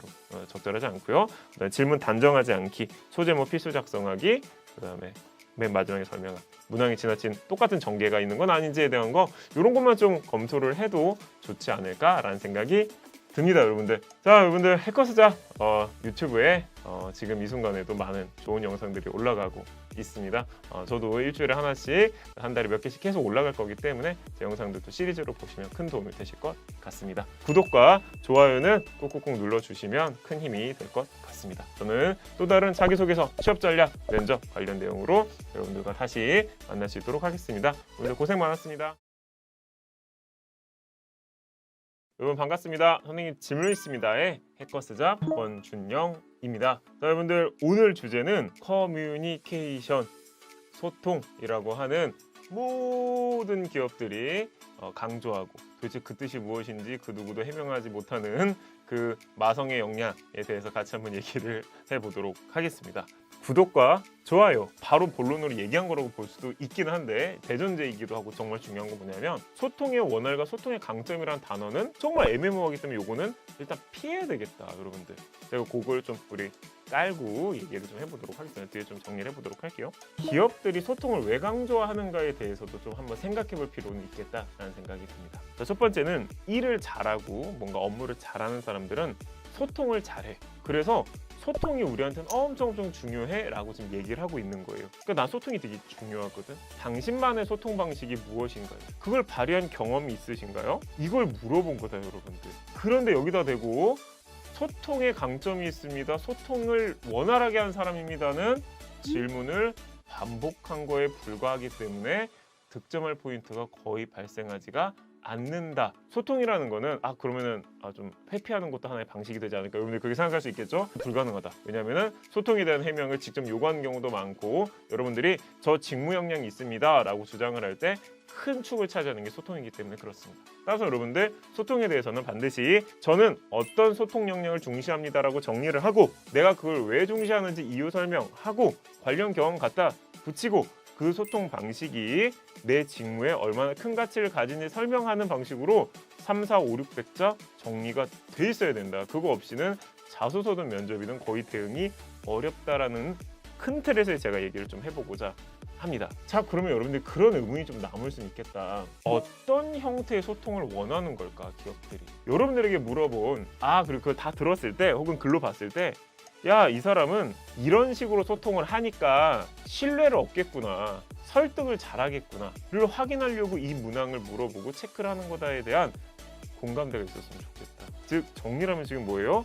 기업이 소통을 중시하는 이유는 이 사람만의 소통 방식으로 신뢰를 얻고 뭔가 문제 상황에서는 설득을 하고, 그런데 강점이 있겠구나, 그걸 측정하기 위해서 물어보는구나, 따라서 나도 그런 방식으로 대응을 해야 되겠구나, 써야 되겠구나라는 여러분들 부담감이 있었으면 좋겠다라는 겁니다. 자, 그러면 또 다른 문제가 있다. 어떤 유형의 키워드들이 다른 사람의 신뢰를 얻고 설득을 얻는 그런 소통의 방향성일까? 첫 번째는 근거와 준비라는 키워드 정도로 잡을 수 있겠다. 다른 사람 설득하고 신뢰 얻으려면 내가 좀 근거가 탄탄하든, 아니면 저 사람이 나한테 어떤 말을 할까? 사전에 준비를 하든, 이런 이론과 준비에 관련된 카테고리를 가지고 내가 약간 그런 소통을 지향하나? 그런 경험이 있나? 내 직무에서도 그렇게 하는 게 좋을까? 고민을 완료해야 되겠다. 이게 이제 한 카테고리고, 두 번째는 구체성이라는 게 있다. 제가 여러분들 혹시 어려울까봐 제가 얘기를 하면 굉장히 애매모호하게 말하는 사람들이 있다. 좋은 말 같긴 한데 다 듣고 났는데 어쩌라는 거지? 약간 이런 거 있잖아요, 그치? 그런 사람들이 신뢰 갖고 설득 안 되는 거예요. 그러니까 여러분들 한 영역이 뭐야? 구체적으로 마치 앞에 있는 것처럼 3D, 4D 약간 그런 느낌을 얘기하는 사람도 있다 이거예요. 다 듣고 나면 조금 투박하게 들렸을 수는 있으나 구체적이야. 그래서 내가 뭘 해야 될지, 뭘 고민할지 제시하는 사람. 그리고 기업들이 박수치고 야 좋다 이렇게 하는 카테고리의 마지막이 바로 간결함, 심플함에 있다. 여러분. 똑같은 얘기를 해도 사실상 핵심 요약적인 걸 이제 보면은 거의 유사한데 8장, 10장, 30장, 40분, 50분 얘기를 하는 사람과 사실상 알맹이는 똑같은데 원페이지로 얘기하고 한 3분 안에 컷하는 사람이 저는 차이가 크다고 생각합니다. 따라서 기업이 지금 보면 뭔가 구체적으로 설명하거나 간결하고 심플하게 얘기를 하거나 준비를 하거나 약간 요 정도 테마를 선호하는구나. 내가 혹시 그런 건 없을까? 그런 경우 없나? 이런 고민을 해봤으면 좋겠다라는 생각이 들고, 굉장히 저 나름대로는 깨알 같은 그런 팁이다라고 생각을 했는데, 여러분들도 그렇게 느꼈으면 좋겠다라는 생각이 듭니다. 지금 댓글을 남겨주세요. 자, 그러면 마지막으로 여러분들 어떤 경험을 쓰는 게 좋을까? 사실 따지고 보면 커뮤니케이션 쪽은 등장인물이 많은 학생스러운 경험이 제일 좋다, 여러분들. 커뮤니케이션은 대강 한 사람 지정해놓고 제가 그 사람하고 이렇게 해서 소통을 잘했습니다 주장을 하는 것보단, 저는 어떤 소통을 지향합니다. 그 이유는 다음과 같습니다. 제가 어떤 에피소드에서 이 사람에게 동일한 방식으로 설득을 하고 신뢰를 확보했습니다. 이런 방식으로 전개하는 게 훨씬 유리하다라는 얘기입니다. 따라서 학생스러운 경험, 등장인물이 많은, 저는 이걸 여러분들 좀 참고했으면 좋겠다라는 생각이 듭니다. 잘 정리하셨으면 좋겠고요.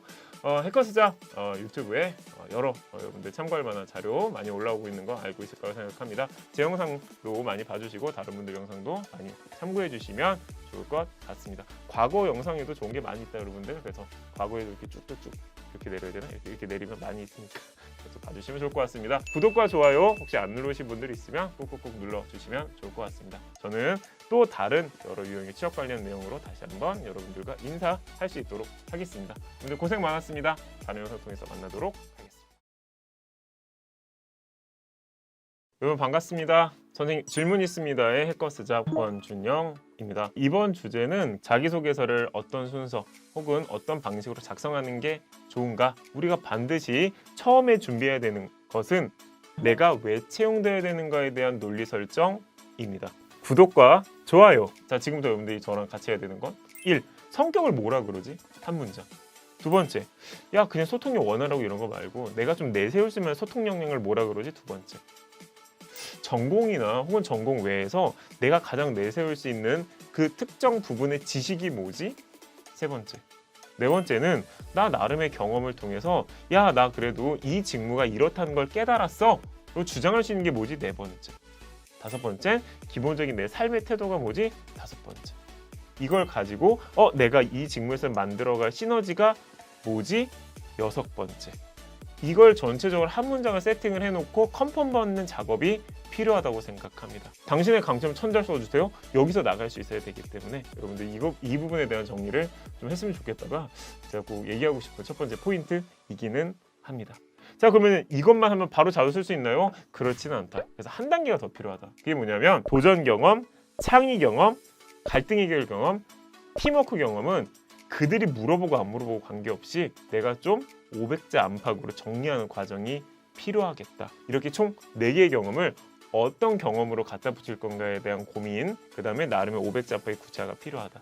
따라서 자기소개서를 들어가기 전에 여러분들 10개의 소스가 필요하다. 캐릭터, 커뮤니케이션, 지식, 경험, 태도, 시너지, 도전, 갈등 해결, 창의, 팀워크. 10개 맞나요? 10개 맞을 겁니다. 10개입니다. 이게 일단 대전제 작업이에요. 이걸 이제 했어요. 그러면서 이제 자소를 본 거야. 자소를 보니까 뭐 1번에 뭐 있고 2번에 뭐 있고 뭐 있어요. 그러면 여러분들이 자소를 씁니다. 그러면 제일 중요한 게 첫 번째는 당연히 기업에 대한 분석과 산업에 대한 분석이겠죠. 그건 저는 당연하다고 생각합니다. 그 다음 단계로. 근데 저는 여기서 제일 중요한 건 시간 통제라고 생각해요. 시간 통제. 저는 기업에 대해서 이해하는 거, 홈페이지, 그 다음에 뉴스, 그 다음에 이제 상장회사 같은 경우에는 기업의 분석, 그 다음에 신용평가사의 여러분들 레포트까지 이제 조합해서 여러분들 들어가게 될 텐데 3시간 이상 분석은 무의미하다. 진짜. 3시간까지는 이해도가 계속 높아집니다. 이것도 있네, 저것도 있네.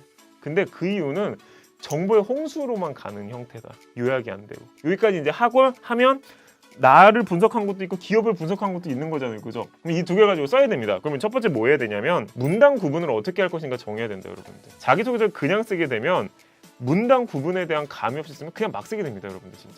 그래서 실전 전략으로 들어가게 되면 첫 번째, 이 문항이 천자다. 그럼 문단을 3개로 하고 1문단에 200자 쓰고 300자 쓰고 300자 써야 되나?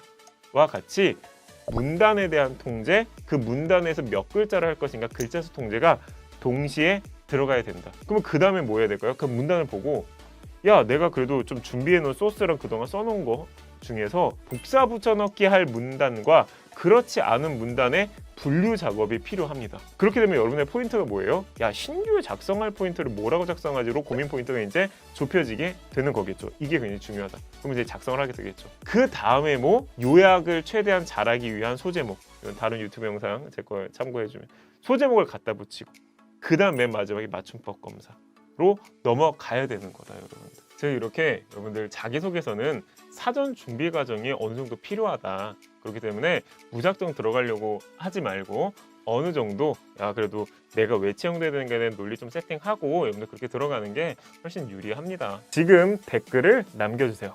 자, 여러분들 해커스 잡에 제가 봐도 참고할 만한 좋은 정보. 왜냐하면 자기소개서 면접이나 취업 전략 외의 것들도 많고요. 사실 그것도 또 다른 시각 해커스의 또 훌륭한 다른 선생님들의 의견도 많기 때문에 다양한 거 참고해 주시면 좋을 것 같고 제 영상도 좀 계속 사랑을 해주시면 좋을 것 같습니다. 여러분들 혹시 구독과 좋아요를 눌러주지 않으신 분들은 꾹꾹꾹 눌러서 여러분들 적극적으로 참고해 주시면 좋을 것 같습니다. 저는 또 다른 영상으로 여러분들과 함께 취업을 또 고민할 수 있도록 하겠습니다.